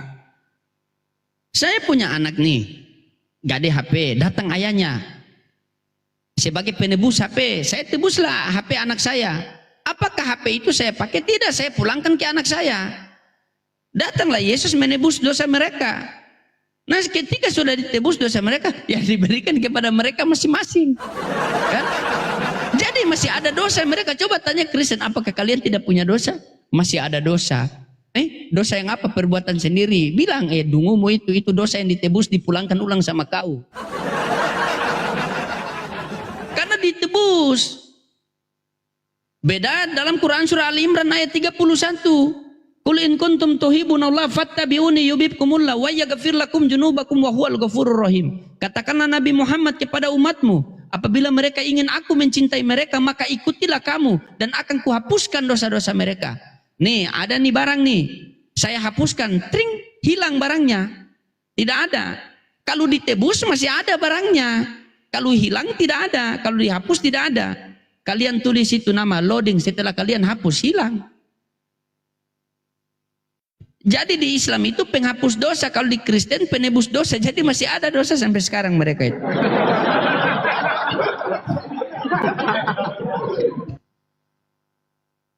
Begitu ya. Cuma memang mereka ini kan tidak ada akal. Makanya lagunya Peter Pan itu bagus. Pikiranku tak dapat ku mengerti, kaki di kepala, kepala di kaki. Itulah Oten. Gitu.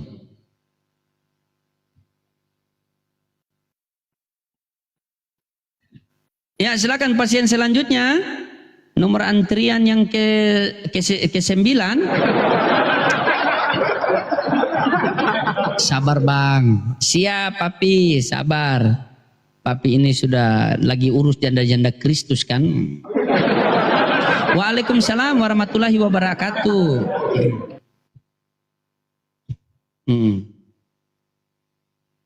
Ya tetap teman-teman semangat di tap-tap layarnya ya. Biar ada Oten 1-2 ekor naik. Kita diskusi pakai data. Biar kalian juga mendapatkan tema keselamatan di dalam Islam. Bagaimana? Keselamatan di dalam Islam itu mudah kok. Taati segala perintah-perintah Allah, jauhi seluruh larangan-larangan Allah Subhanahu wa taala. Selesai perkara. Bagaimana cara kita mentaati segala perintah-perintah Allah? Diajarkan oleh baginda Rasulullah Muhammad sallallahu alaihi wasallam. Bagaimana cara kita meninggalkan seluruh larangan-larangan Allah Subhanahu wa taala? Dengan cara yang diajarkan oleh baginda Rasulullah sallallahu alaihi wasallam. Ini tidak boleh, ini boleh, ini tidak boleh, ini boleh. Makanya kita orang Islam hidup di dunia itu diatur oleh Tuhan. Dari hal yang kecil sampai hal yang besar. Beda sama Oten, Tuhan yang mereka atur.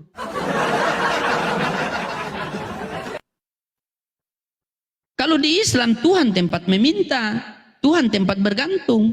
Di Oten Tuhan yang mereka gantung.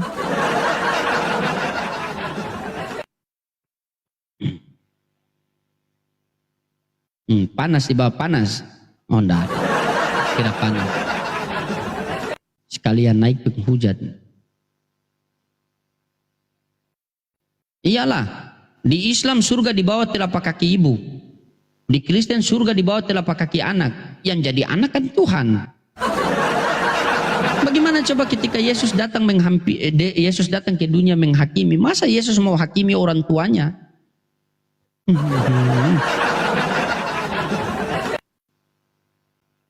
Anehnya mereka itu begitu, dipakai anaknya jadikan Tuhan, orang tuanya dibuang.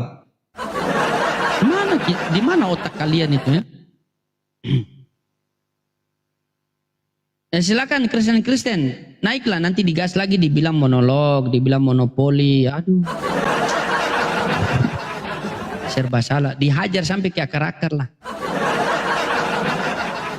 Makasih Bang Fajri pelan-pelan tapi pasti papi.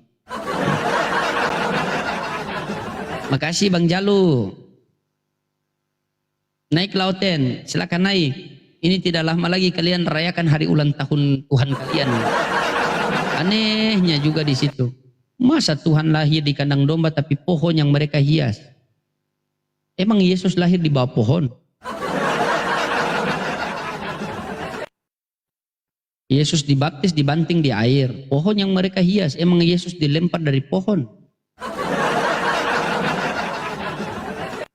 Yang suka loncat dari pohon ke pohon itu cuma 2, kalau bukan Tarsan, Yesus. Masa Tuhan kalian mau samakan itu salah juga. Yang suka loncat dari pohon ke pohon itu 2, kalau bukan Tarsan, monyet. Masa kalian mau samakan Tuhan kalian seperti itu? Tidak nyambung. Di mana nyambungnya coba teman-teman? Yesus lahir di kandang domba. Hiaslah kandang-kandang itu kalau kalian mau rayakan kan? Pakai dulu kandang, kalau tidak ada kandang domba pakai kandang sapi, kandang ayam, kandang ular, kandang tusa, kandang kucing kan, kandang buaya, kandang biawak. Yang penting sama-sama kandang dihias dulu. Malah pohon kalian hias. Cuma takutnya ketika orang di daerah saya ini kan orang miskin-miskin kan, begitu datang hari Natal mau hias pohon tidak ada uang, begitu buka pintu belakang yang ada hanya pohon pisang. Masa pakai pohon pisang? Sudah pohon pisang, sudah pakai pohon pisang, datang pula masalah kedua, lampu tidak ada, kan mesti ada lampu-lampunya. Tidak ada uang, terpaksa dipakailah lampu Petromax. Ya, silakan pasien selanjutnya.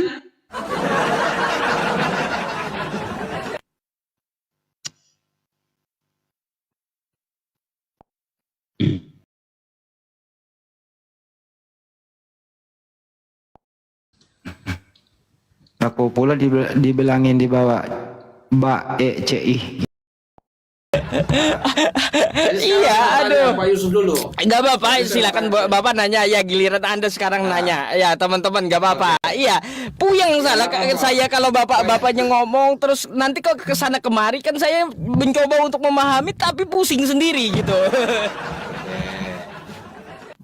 Iya, masalahnya kayak gitu. Yang penting gini aja, Pak. Bapak jangan jawab deritamu. Jangan kayak gitu dah. Itu jawaban kehabisan jawaban itu deritamu itu. Saya boleh tanya ini mengenai kisah dari versi Islam.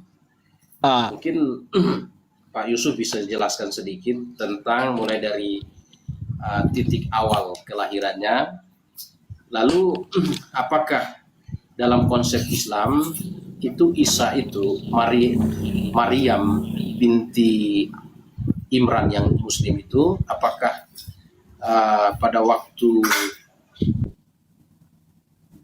dia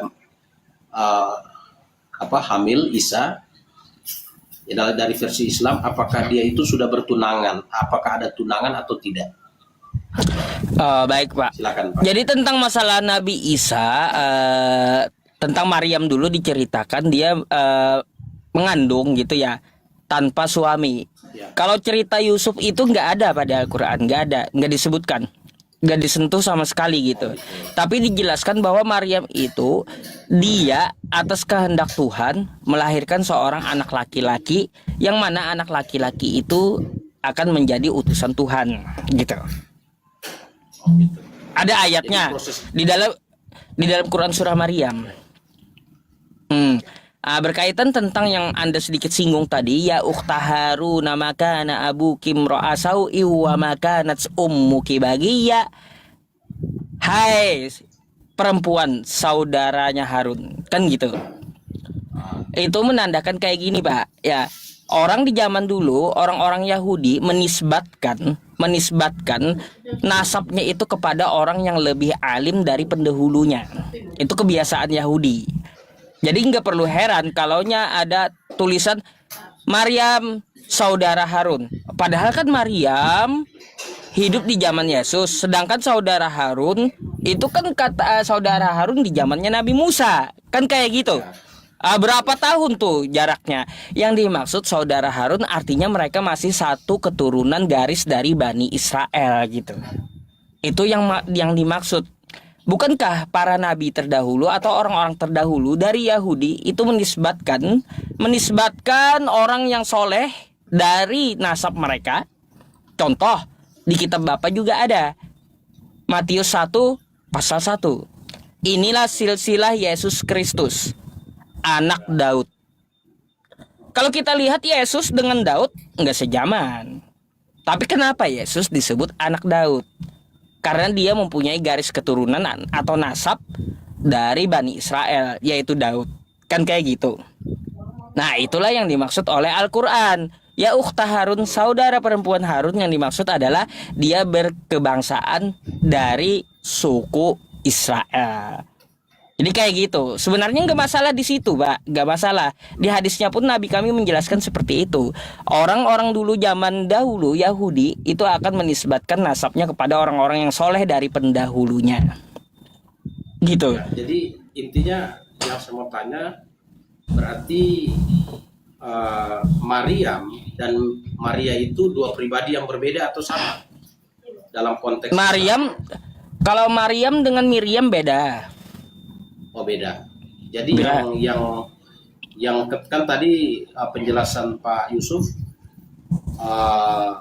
itu dari nasab. Berarti nasab. Yang Maryam itu bukan Maria, tetapi dia pakai nasab Maryam. Iya. Begitu atau gimana? Nasab Bani Israel, keturunan dari Bani Israel gitu. Keturunan dari Yakub. Artinya apa? yang dimaksud ini anak seorang Maria ini dia bukan berkebangsaan atau bersuku campuran di luar Israel, bukan. Tapi dia dari garis keturunan Yakub. Itu maksudnya. Oh gitu. Oh gitu. Berarti sebenarnya dia Maria. Ya, Maria. Dia Maria tetapi pakai nasab Maria. Nasab pendahulunya, iya. Pendahulunya. Oh. Makanya kan nggak usah Gimana heran ini, kata Pak? saya.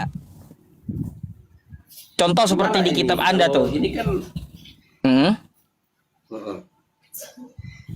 di Al-Quran kalau tidak salah itu kan ditulis Maryam binti Imran. Berarti kan Maryam anak Imran. Ya kan, Baik. kalau tidak salah itu di surat At-Tahrim. At-Tahrim. Surat At-Tahrim. Hmm. Itu kan dijelaskan bahwa Di ayat 12 dan terakhir. Maryam binti Imran, Hmm. Maria binti Imran. Hmm. Nah, kalau di Tawarik, ya saya kasih tahu juga di Alkitab kami, di 1 Tawarik pasal 6 ayat 3. Anak-anak Amran ialah Harun, Musa, dan Miriam. Hmm. Jadi Miriam itu anak Harun. Anak-anak Amran itu anak Amran.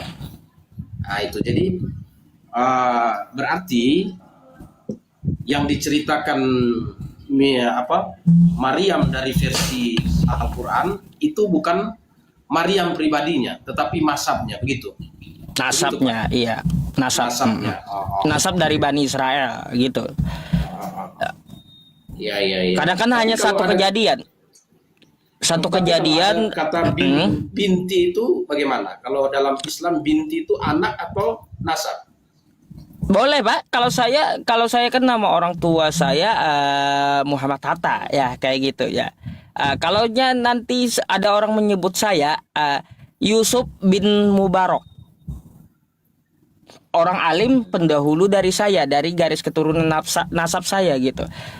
Boleh, nggak masalah. Atau Yusuf bin siapa pendahulu saya gitu, dari nasab saya yang lebih soleh dari pendahulu saya. Itu kebiasaan Yahudi menasabkan dari pendahulunya gitu. Makanya saya nggak heran di kitab Anda itu tertulis inilah silsilah Yesus Kristus anak Daud. Kalau Daud dengan Yesus kan jelas nggak sejaman gitu. Tapi kita dapat memahami, oh ini dia menasabkan dari pendahulunya, kan kayak gitu, dari Daud. Padahal mereka nggak sejaman, ribuan tahun juga, kan beda silsilahnya gitu. Apalagi sampai anak Abraham. Nah gitu maksudnya, itu Yahudi di zaman dahulu gitu Pak. Jadi sedikit penjelasan lagi tentang masalah Nabi Isa ini ya. Nabi Isa ini dia kalau mungkin di tempat Anda ya, di tempat Anda tidak ada diceritakan dia bisa berbicara kepada orang-orang yang saat itu menuduh ibunya berzina, kan gitu.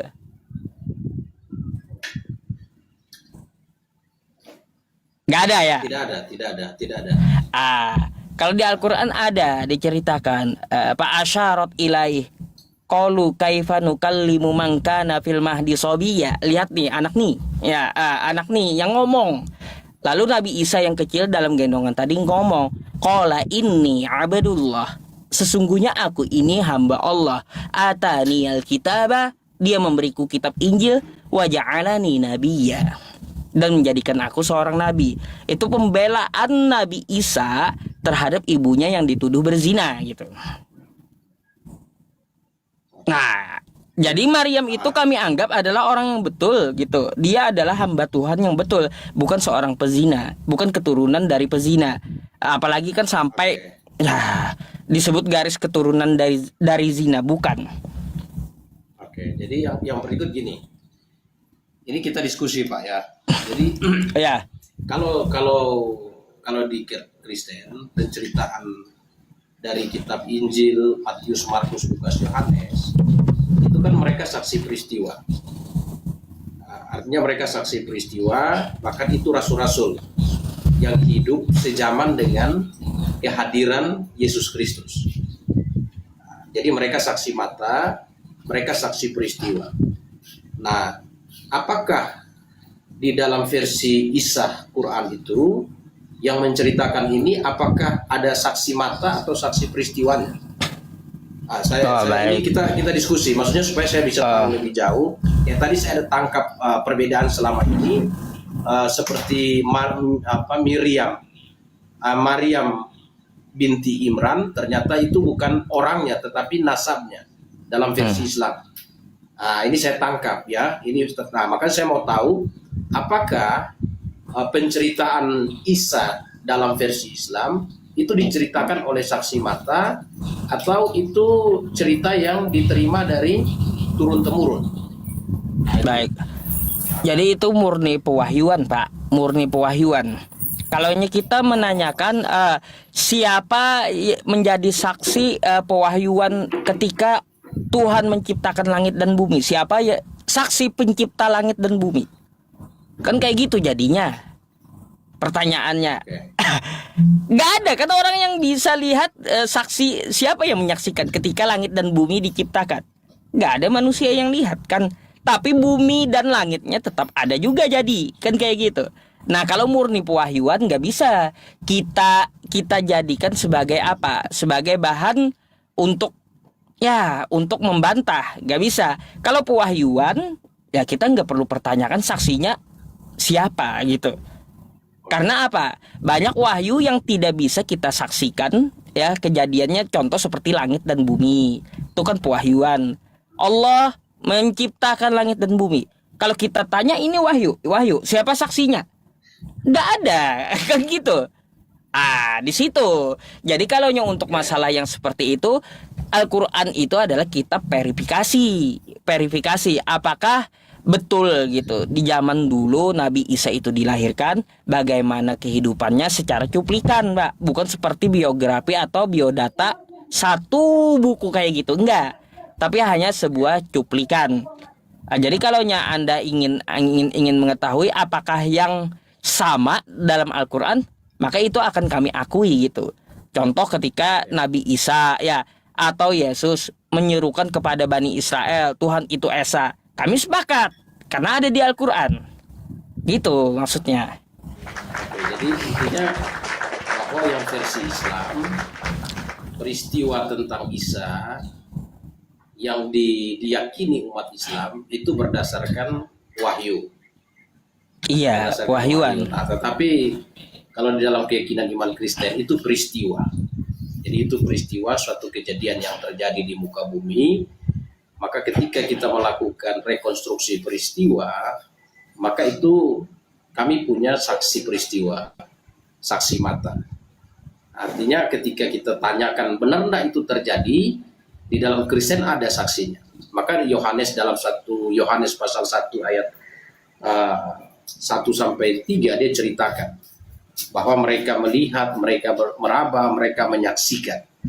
Mereka saksi mata, saksi peristiwa yang menceritakan tentang Yesus Kristus. Jadi cerita, artinya orang Kristen menerima tokoh Yesus Kristus berdasarkan iman dan juga berdasarkan latar belakang sejarah, riwayat kehidupannya. Kalau cerita yang lainnya bisa dipakai standar itu enggak, Pak? Cerita contoh Abraham. Tadi ngomong waktu kecil gitu ya. Ya, contoh kan Abraham ada tercatat. Kan gitu. Nah, ya. Apakah penulisnya melihat langsung tentang Abraham? Ya, makanya kisah Abraham, ini kan Abraham orang Yahudi. Orang Yahudi, dan orang Yahudi itu kan sudah mengenal baca tulis dari zaman Abraham. Di kebudayaan Mesir semuanya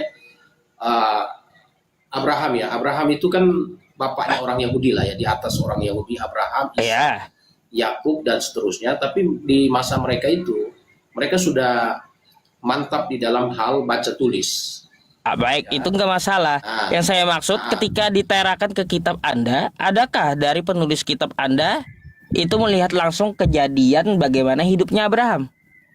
Oh ya, baik.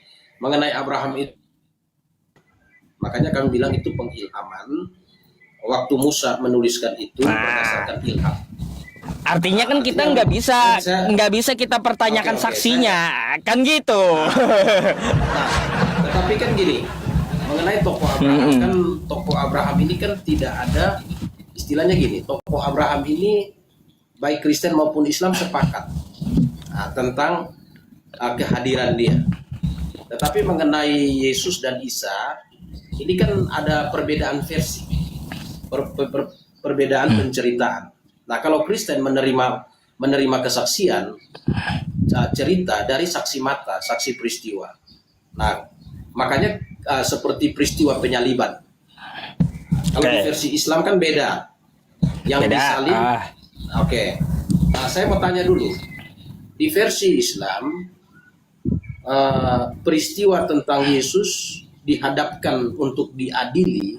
Kalau di Alkitab kan diadili, ditangkap di Getsemani, kemudian dibawa ke pengadilan, ya, dari Herodes kembali ke Pilatus, lalu dari Pilatus menyerahkan itu kepada orang Yahudi karena orang Yahudi menuntut. Lalu Yesus disalibkan berdasarkan aturan yang berlaku di Romawi, yaitu melalui salib. Nah, bagaimana dengan versi Islam mengenai Isa? Isa tentang peristiwa salib itu. Silakan, Pak. Ya jelas Pak, kalau kita lihat ya Nabi Isa itu ditolak oleh Yahudi.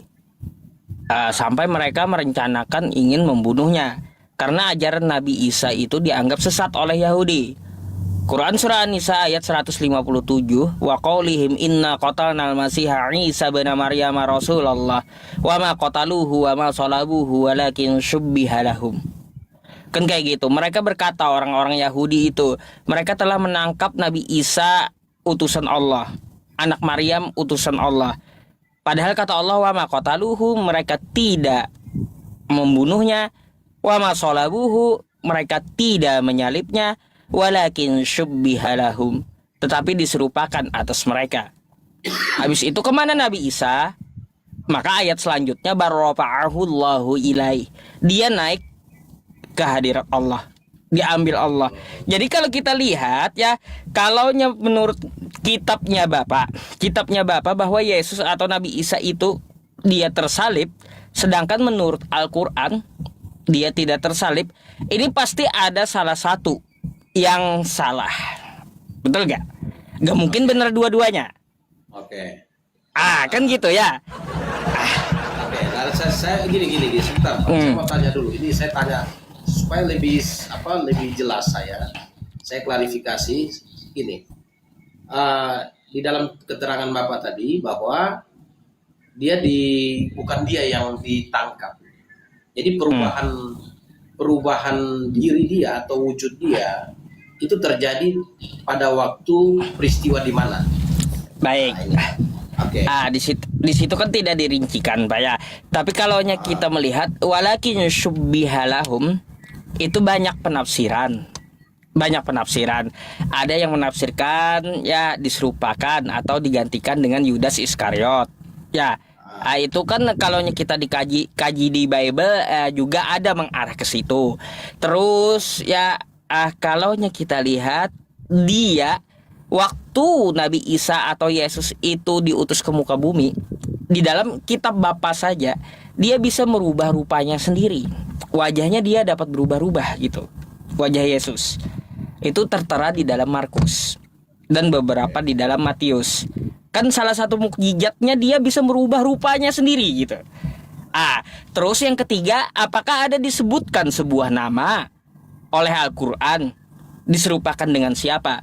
Jawabannya tidak ada disebutkan oleh Al-Quran sebuah nama, Pak. Nggak ada. Lalu kenapa tidak disebutkan sebuah nama? Karena coba kalau kita lihat di Quran surah Az-Zukhruf ayat 63-nya ya, walamma ja'a Isa bil bayyinat qala qad ji'tukum bil hikmah wali ubayyina lakum ba'dalladzi takhtalifuna fi fattaqullaha wa ati'un. Jadi sengaja Allah tidak menyebutkan sebuah nama biar Nabi Isa sendiri nanti yang menjelaskan kepada mereka dengan siapa Nabi Isa itu diserupakan. Jadi tugas Nabi Isa menjelaskan pada waktu dia turun kedua kalinya nanti. Jadi memang dirahasiakan. Gitu. Oh, jadi gitu. Jadi gini, Pak.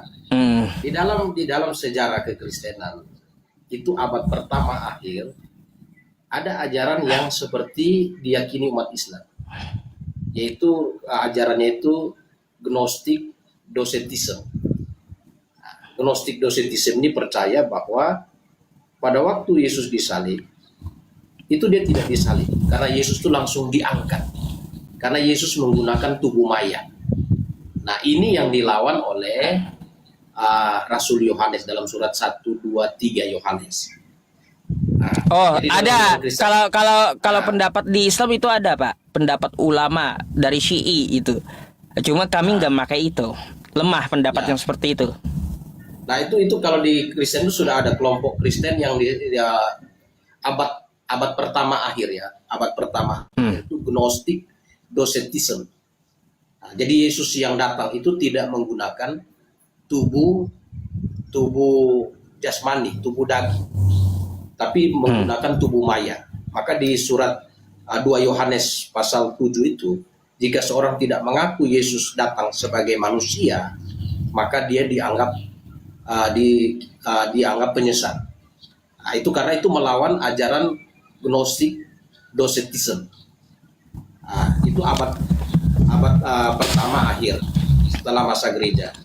Oke lah Pak Yusuf ya, saya kira ini pelajaran juga, maksudnya supaya kita bisa comparekan. Nah, mengenai peristiwa penyaliban, seperti tadi, kekristenan sangat yakin karena itu diceritakan oleh saksi peristiwa, saksi mata, saksi peristiwa, dan itu dipegang sebagai kebenaran. Nah, saya kemarin diskusi dengan teman Muslim juga, ternyata di Muslim itu konsep tentang iblisnya, ya konsep tentang iblis itu diceritakan bahwa iblis itu diciptakan dari api, betul tuh Pak ya? Al-Kahfi 50, iya betul. Tapi saat ini kita nggak bahas iblis, Pak. Jauh melenceng jadinya. Nah, maksudnya gini, saya melihat bahwa ajaran Islam ini setelah kita gali-gali, ternyata ada hubungan dengan seperti agama Zoroaster. Ya, Zoroaster yang ada di keyakinan Mesir dan ada juga di Timur Tengah pada masa lalu, itu Zoroaster itu juga begitu. Ya, mereka punya dua, tapi bukan ini, dua kekuatan, Ahura Mazda dan Anggara Mandu. Nah, itu berasal dari api yang jahat. Beda Pak, Zoroaster dengan ajaran Islam beda, banyak bedanya. Oke, ya saya kira cukup di sini dulu Pak ya. Baik, ya. Ya, nanti Ya. lain kali lagi. Yang lain udah Oke. bosan di bawah soalnya. Sudah bosan ya. Iya. Oke terima lah. kasih, Pak. Padahal Terima yang kayak gini diskusi yang bagus loh Pak, yang saya suka kayak gitu. Gak ada hujatan, tapi kan by data kan kayak gitu. Baik, terima kasih Pak ya untuk komalnya. Oke. Oke. Sampai ketemu Thank you, lagi Pak. ya. Oke.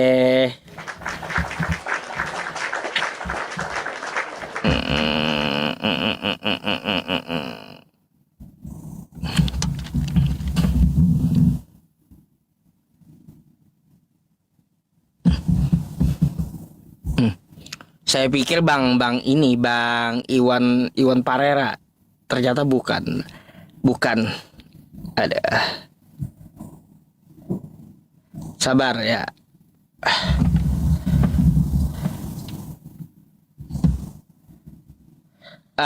Bang Paras naikin Bang Holong nggak apa-apa.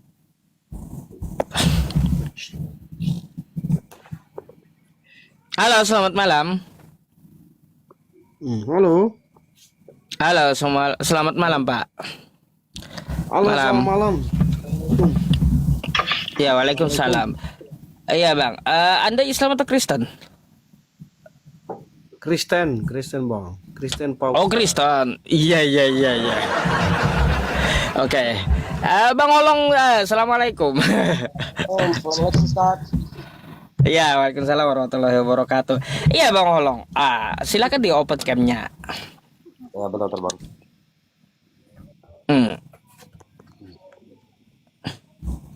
Waduh, Bang Buala, kok gelap kali di tempat kau? Cahayanya nih Pak Ustadz. Cahayanya Pak Ustadz. Kau sedang di mana sih? Di hutan? Di kampung ini Pak Ustadz, di kampung. Oh di kampung. Tapi belum masuk lampu, belum masuk listrik Kampung, gitu. Pak Ustadz. Belum Pak Ustadz. Maklum Pak Ustadz. Waduh. Nias ini Pak Ustadz. Nias. Wah, gimana sih? Ada belahan Indonesia yang belum, kampungnya yang belum dialiri listrik ya? Wah, bahaya Iya, kan? banyak. Kalau di Nias banyak Pak Ustadz. Ya, mungkin Anda mau bertanya Belum atau mau merdeka ditanya Indonesia nih. kita ini, Pak Ustadz. Ya, ini saya mau bertanya Pak Ustadz. Ah, Saya mau bertanya Pak Ustadz. Boleh Pak Ustadz ya? Boleh Pak Ustadz. boleh. Tanya jawab aja. Kalau masalah bertanya nanti Bang Holong saya suruh nanya sama ente, Bang. Oh, berarti saya dulu Pak Ustadz ya? Silakan. Mau nanya apa? Oke, ini saya punya 2 pertanyaan Pak Ustadz. Yang pertama Pak Ustadz, boleh ya? Yang pertama, Boleh. jujur ya, kalau saya sering melihat-lihat ya, ini saudara-saudara saya Muslim ini, dan begitu pula dengan agama lain ya, semuanya tujuannya sama sih untuk kebaikan ya. Ini saudara saya, cuman ada satu hal yang saya perhatikan Pak Ustadz setelah saya lihat-lihat ini video Pak Ustadz sama live Pak Ustadz ini, banyak sekali para ini yang di kolom-kolomnya ini atau di pembicaraan terdahulu saya lihat menuju ke arah apa namanya ini, saling menjatuhkan seperti itu Pak Ustadz. Lalu? Jadi pertanyaan saya Pak Ustadz nih,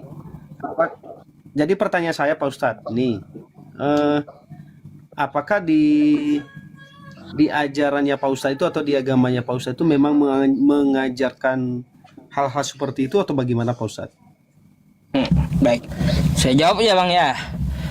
Jadi kayak gini Bang ya, kalau di dalam ajaran agama Islam merujuk ke dalam Al-Quran saya, silakan Anda catat ayatnya ya, ke dalam Quran surah Al-An'am ayat 108 yang berbunyi, faqalallahu ta'ala wala tasubbul ladzina yad'una min dunillahi fayasubbullaha aduwwan bighairi ilmin, dan janganlah kamu menghina sesembahan orang lain yang mereka sembah selain Allah, karena mereka juga akan menghina Allah tanpa ilmu pengetahuan. Jadi dilarang gitu kita menghina agama lain. Lalu bagaimana definisi penghinaan tersebut? Ya, definisi penghinaan tersebut kalau dia tidak ada tertulis dan tidak ada datanya. Contoh kayak gini Bang ya, mohon maaf ya. Tuhanmu kolornya udah 2000 tahun kagak ganti. Nah, ini kan penghinaan. Kan gitu. Ini penghinaan itu. Saya sebut penghinaan karena nggak ada tertulisnya, nggak ada tertulis di kitab Anda juga bahwa kolor Tuhan tidak ganti 2000 tahun. Itu penghinaan. Saya sepakat tuh, itu penghinaan. Tapi kalau saya bilang begini Bang, ya Yesus mati terkutuk di tiang salib. Menurut Anda ini penghinaan atau bukan? Mungkin sekilas bagi orang yang menurut ya gimana? itu menurut Alkitabiah atau memang menurut Pak Ustadz itu Pak Ustadz? Nah, makanya saya katakan ya, ini saya dari mulut saya berkata, Yesus mati terkutuk di tiang salib. Sekilas seperti penghinaan kan Bang? Tapi nyatanya itu ada tertulis di kitab Anda. Di Galatia 3 nomor 13. Artinya kosakata seperti itu gak bisa kita sebut penghinaan. Karena saya membaca kitab Anda. Kan gitu. Makanya lihat piti-piti saya. Ya, lihat piti-piti saya. Gak ada tuh yang gak ada dalilnya. Pasti ada dalilnya gitu. Setidaknya saya ngambil dasarnya dari Bible Anda gitu. Jadi seperti itu Bang. Karena memang tertulis di Alkitab itu Pak Ustadz, atau memang Iya. tadi dalilnya memang dari Apa yang saya katakan itu memang tertulis secara di kitab penghinaan Anda. gitu. Apa yang saya katakan tadi itu tertulis di kitab jadi Anda gini, Pak Ustadz. masalahnya. Jadi begini Pak Ustadz. Nah, Jadi memang di zaman itu Pak Ustadz, penyaliban itu memang di situ memang orang-orang yang ini yang disalib itu memang pada saat itu memang orang-orang yang memang dianggap berdosa. Jadi begitu pula nanti secara sejarahnya di Alkitab memang di situ memang kutukan dia. Orang-orang yang berdosa dianggap pada saat itu Pak Ustadz. Makanya di situ intinya kan Galatia tadi ditulis memang dikut seperti itu. Nah, makanya artinya kan saya bukan melakukan Jadi, kalau penghinaan, tapi saya membacakan apa yang tertera di kitab Anda, Ya. kan gitu. Nah, tapi Pak Ustadz, saya tambahkan Pak Ustadz. Jadi, walaupun ditulis di situ di Galatia dia terkutuk ya gitu ya, tapi bukan semata-mata Yesus itu dikutuk juga, tidak. Nah itu pemahamannya Pak Ustadz. Karena memang di zaman itu kan di situ ya, ini Pak Ustadz ini pemahamannya. Kalau memang Alkitab menulis demikian, itu menurut sejarah di masa itu memang seperti itu dia Pak Ustadz. Jadi tidak serta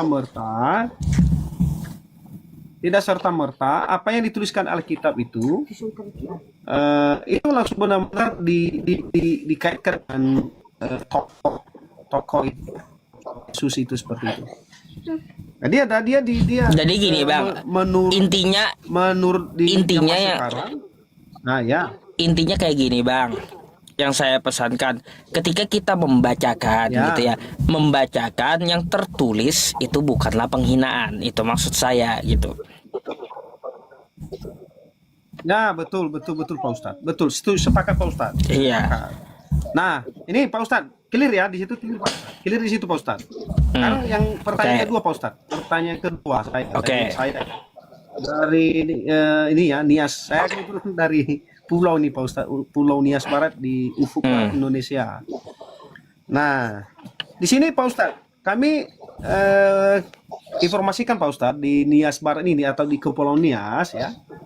Di sini mayoritas kita jujur ini informasinya. Ini mayoritas 95% kita di sini agama Kristen di Nias, Pulau Nias Pak Ustadz. Nias. Nah, di setiap kota ya, di sini kita 5 kabupaten kota di Nias ini masing-masing di sini punya ada 6 agama di sini Pak Ustadz.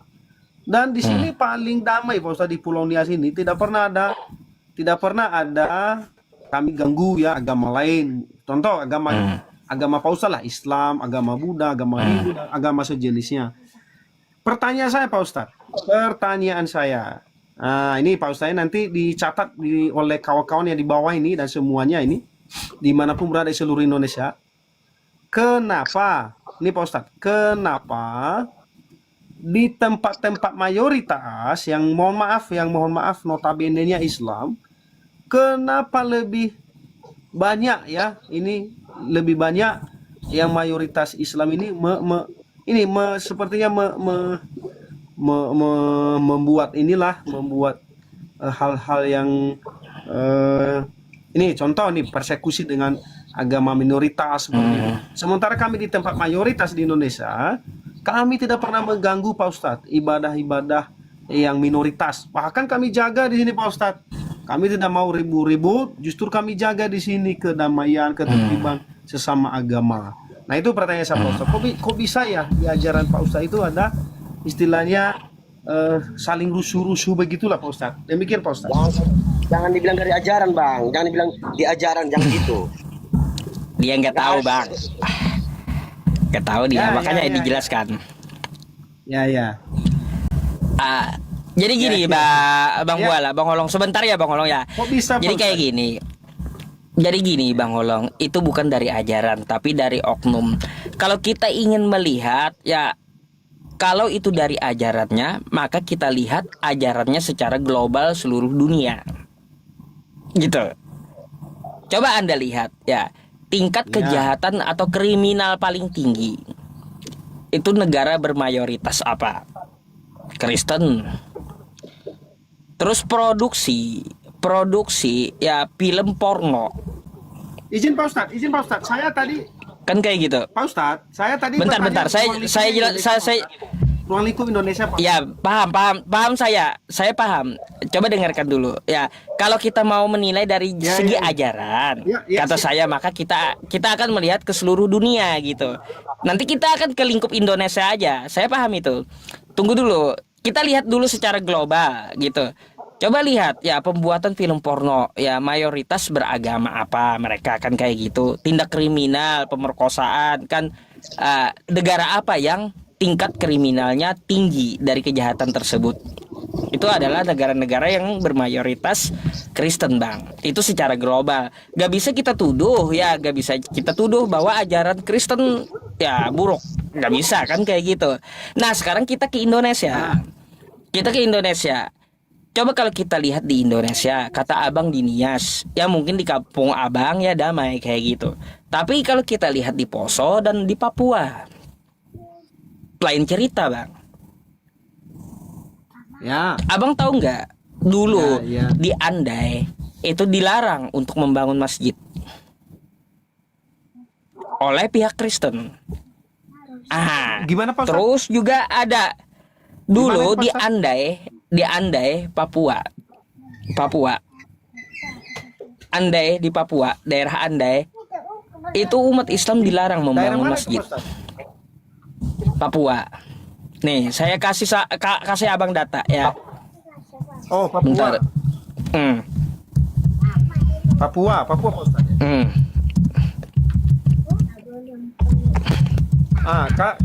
Kalau mungkin di Papua Pak Ustaz ya, mungkin masih maraknya di situ KKB Pak Ustaz ya. Kan masih ada organisasi OPM situ Pak. Artinya bukan ajarannya kan? Ada oknumnya KKB kan? Ya. Sepakat Pak Ustaz. Di situ Anda seharusnya udah ngerti juga. Itu kan nggak bisa saya tuduh Kristen buruk gitu yang di Papua, nggak bisa. Bukan ajarannya. Begitu pula kita memandang ketika ada. Izin Pak Ustaz, maksud saya tadi. Pak Ustaz. Izin Pak Ustaz. Izin. Maksud saya tadi bukan menuduh ajaran. Kan saya tidak ngomong ajaran Pak Ustaz. Yang ngomong tadi laiku ini, yang di bawah holong nih, yang saya nggak ngomong ajaran. Maksud saya tadi, kenapa ini rata-rata di Indonesia yang ada mayoriti Kristen, justru di situ ada kedamaian dan daerahnya itu aman-aman saja. Belum pernah saya lihat di televisi lah gitu ya, di daerah-daerah yang mayoriti di pulau-pulau itu biasa damai-damai aja Pak Ustaz, nggak ada ribut-ribut masalah agama A, si B, si C, nggak ada. Jadi tadi pertanyaan saya, ruang lingkup Indonesia, bagaimana itu bisa terjadi ya Pak Ustaz di tempat-tempat mayoriti itu, kenapa ada istilahnya membeda-bedakan agama? Padahal sebenarnya kalau di Indonesia ini udah jelas-jelas undang-undangnya itu menuntut kita bahwa di dalam undang-undang ya kita harus menjaga ya agama sesama kita itu, kita harus menghargai, saling menghargai lah gitu. Kalau kami di sini Pak Ustaz, justru teman saya di sini banyak Muslim di sini Pak Ustaz. Banyak teman Muslim di sini dan saya sangat menghargai. Silakan Bang Holong. Beliau mau ngomong dari tadi. Silakan Bang. Oh Bang Holong. Bu Alasoki dengar dulu ya. Ini Komal Ustadz PI. Ya siap like. Bentar. Komal dulu. Izin? Ya lanjut Pak. Ini Komal Ustadz PI. Ini. Ayo Bang Holong. Silakan Bang Holong. Ya dengar lo. Ini Komal Ustadz PI direkam dan divideokan. Ya. Ini bisa diambil kembali, recordnya kembali. Ya. Yang dimana tadi Abang saya menjawabnya, Abang mengatakan kenapa ajaran di agama Ustadz. Itu saya tanggung jawab. Ini bisa diulang kembali. Jadi jangan Anda katakan saya tidak ada mengatakan seperti demikian. Saya kalau berbicara itu harus pelan. Dan makanya jangan asal ngerocos, kita harus pelan-pelan. Nah gitu Bang ya. Yang pertama Bang, yang kedua, Anda masuk Komal. Ya Bang Holong, ya silakan Bang Holong. Ya, aduh silakan Bang Holong. Nah, di sini ada tema Bang. Coba bahasa Bang di tema ini yang ada di sekarang ini. Anakku adalah Tuhanku. Oh ya. Menurut Abang gimana nih? Yang mana? Yang tema itu anakku adalah Tuhanku. Iya. Oh ya, kalau tema Abang Yusufi kan itu menurut Abang Pak Ustadz Yusufi atau Abang Ustadz ini. Tapi kalau menurut Alkitabiah sih, ya kalau menurut saya ya, bagi orang siapa saja ya, saya tidak menyinggung masalah kepercayaan atau agama. Kalau saya percaya itu adalah utusan.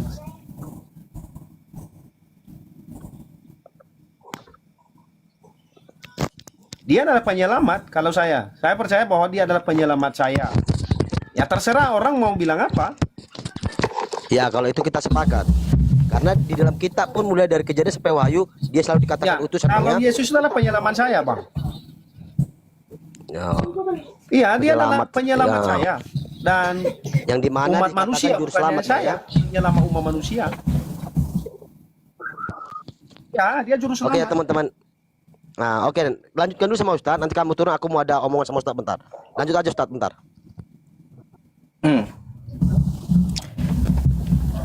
Iya. Ya, jadi Bang Bualah ya menyambung yang kita diskusikan tadi ya. Iya, Pak Ustadz. Tidak bisa kita itu menilai dari ajarannya. Kalau kita melihat ya sebuah agama itu lihat dari ajaran, bukan lihat dari oknumnya. Ya. Nah, contoh tadi seperti yang Anda yang saya katakan di Andai Papua. Itu kan kata Anda kan di situ ada KKB. Kan bukan Kristen, ada KKB. Kan gitu. KKB yang merusak, oknumnya yang merusak gitu. Bagaimana juga di Poso. Kan kayak gitu. Bukan berarti agama Kristen yang jelek. Atau gini, Bang. Satu juga contoh kemarin, ada STT Nias. STT Nias, Bang, kalau ini ya sorry banget. Kalau STT Nias ini bagi saya itu sebuah penghinaan, Bang. Karena apa? Menyamakan Allah Subhanahu wa taala Tuhan saya dengan iblis. Sebuah lembaga Kristen di Nias. Bayangkan tingkat pendidikan, Bang. STT Nias. Gimana, Bang, itu? Gimana ceritanya, Bang? STT Nias menyamakan ya bahwa ya Tuhan kami Allah itu sama dengan iblis. Ya. Oh, iya ya. Itu pernyataan Itu dari dosennya atau mahasiswa nih, Bang? STT Nias dari websitenya. Lembaganya. Ribut dulu. Oh, iya. Ribut itu seluruh Indonesia.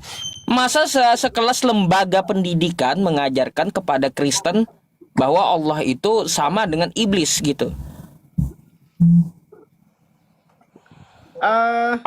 Mungkin abang baru tahu gitu. Kalau saya bilang itu oknum nggak? Kalau saya bilang oknum nggak bisa, Bang, karena lembaga dia bentuknya. Oh iya ya. Tapi itu Iya. masuk di website mana itu, Pak Ustaz? STT Nias, Universitas Nias, STT Nias, STT Teologi Nias. Tahu Pak Ustaz. Tahu, itu di Gunung Stoli, Pak Ustaz. Di Gunung Stoli. Banyak Saya di tahu, YouTube Pak. masih ada tuh rekaman-rekamannya. Kalau abang nggak percaya, buka aja nanti di YouTube. STT Nias menghina menista agama Islam. Tulislah judulnya kayak gitu. Nanti banyak materinya itu dibahas. Oh, jadi begini Pak Ustaz. Saya boleh ini Pak Ustaz, boleh saya kasih sedikit apa namanya? Sedikit kilas Bukti. balisnya dari tanggapan dari STT Nias itu, Pak. Bisa ya Pak Ustaz ya? Ya, Kan bukti, bukan silakan. bukti, tapi sekilas dari kejadian sebelumnya. Gini. Nah, ini Pak Ustaz, saya juga ini ya, saya jujur ya. Mungkin dari sebagian sebagian universitas seperti itu ya, ada di Indonesia ya, berani ya menyuarakan seperti itu. Tapi kalau memang itu dari oknum atau mungkin dari lembaga ya, saya kira itu bisa diklarifikasi lah oleh lembaga STT ya. Tapi biasanya kalau itu muncul melalui WhatsApp, itu saya rasa itu pasti ada mereka ini, ada bentuk penelitiannya sebelum mereka bicarakan seperti itu. Nah, ini dari pengalaman kita juga Pak Ustadz, ini saya lihat dari ini Pak Ustadz, saya baca-baca juga ini ya. Ini Bang, ini contoh deh, ya. Ribut-ribut kemarin nih. STT Nias resmi dilaporkan. STT Nias dilaporkan atas dugaan penistaan agama. Jadi gini Pak Ustadz, boleh saya tanggapi Pak Ustadz? Silakan. Halo Pak Iya, Ustadz. silakan Bang. Saya scroll Nah, ini banyak aja. juga, Pak Silakan Ustadz, lanjut. Banyak juga di Pak Ustadz. Ya. Banyak juga ini Pak Ustadz, saya lihat di VT, ada di YouTube, bahkan ada di laman WhatsApp itu juga penghina terhadap agama Kristen. Tapi di situ rata-rata dari lembaga-lembaga, bahkan ada itu dari Pak Ustadz ini yang sering menghina ini. Ada yang sudah almarhum, ada yang masih berjalan sekarang, masih hidup ya. Tapi dari pihak Kristen kami tidak terlalu menanggapi soalnya Pak Ustadz, tidak langsung melaporkan hal-hal demikian. Karena biasa itu di dalam pengajaran namanya kan ini kalau di Kristen itu khusus agama Kristen nih menurut saya ya, kan kita jarang kasih Pak Ustadz. Ya orang-orang seperti itu ya menurut saya ya kita mengampuninya aja sesuai dengan ajaran Kristus. Apapun yang mereka katakan ya kita harus mengampuni. Nah kalau seandainya ini Pak Ustadz ada dari lembaga-lembaga STT itu yang langsung sengaja membuat di publik, ya menurut saya itu perlu klarifikasi Pak Ustadz. Kan begitu Pak Ustadz? Ya kalau perlu klarifikasi, ya memang harus itu. Seharusnya juga perlu dipidanakan dengan hukum. Bukan cuma klarifikasi gitu Bang. Tapi mereka apa? Ustadz, menghapus gitu di dalam websitenya. Langsung dihapus, takut. Tapi Pak Ustadz, biasanya Pak Ustadz kan mengajarkan ini khusus spesialis ini ya, spesialis untuk mungkin perantara antar Islam dan Kristen Pak Ustadz Yusufi ini ya. Saya selalu juga Pak Ustadz ini. Seharusnya juga memberikan ini Pak Ustadz, memberikan bentuk grasilah, pengampunan. Kan ajaran kasih itu. Jadi gini Bang, ya jadi Kan gini Bang begitu, ya. Pak Ustadz. Kalau saya berbicara internal Islam juga bisa ya, banyak juga orang Islam belajar internal Islam dengan saya. Terus saya mengadakan diskusi lintas agama juga ada gitu. Jadi beda waktu, beda pengajaran gitu. Ada saya ke lintas agama, ada saya ke internal Islam. Nah jadi kayak gitu. Gak usah heran. Bang Holong mungkin ada tanggapan? Silakan Bang Holong. Gini Pak Ustadz, aku nggak ada tanggapan lah untuk masalah diskusi dulu Pak Ustadz. Cuman kalau nanti udah Pak Ustadz udah siap diskusinya sama Bang Buala, aku ada mau omongan aja sama Pak Ustadz, itu aja. Selesaikan aja dulu Pak Ustadz, selesaikan aja dulu. Oke. Ya jadi mungkin seperti itu Bang Buala tanggapan saya ya. Jadi kalau kita mau melihat ya di Indonesia ini, melihat sebuah ajaran itu bukan dari penganutnya, tapi dari kitabnya. Perlu kita catat itu. Karena setiap manusia itu mempunyai otak yang berbeda, pemikiran yang berbeda. Pemikiran Anda dengan pemikiran saya juga beda. Kan gitu Bang? Sepakat? Setuju Pak Ustadz, setuju, tapi ada tapinya Pak Ustadz. Ada tapinya. Apa pula tapinya? Pak Ustadz. Nah, jadi begini Pak Ustadz. Ya tapinya begini. Kenapa mohon maaf di sebelah ini yang khusus ajarannya Pak Ustadz diperbolehkan? Kan ada itu saya lihat di VT Pak Ustadz itu juga banyak sekali yang di kolom-kolom bawah itu yang menghina Kristen. Tapi kami memaafkan aja Pak Ustadz. Kami tidak perlu melaporkan. Kami anggap biasa aja itu. Enggak. Namanya Tunggu, aja Bang Bala. ada pro kontra seperti Pak itu. Ustadz, nggak betul lagi nih.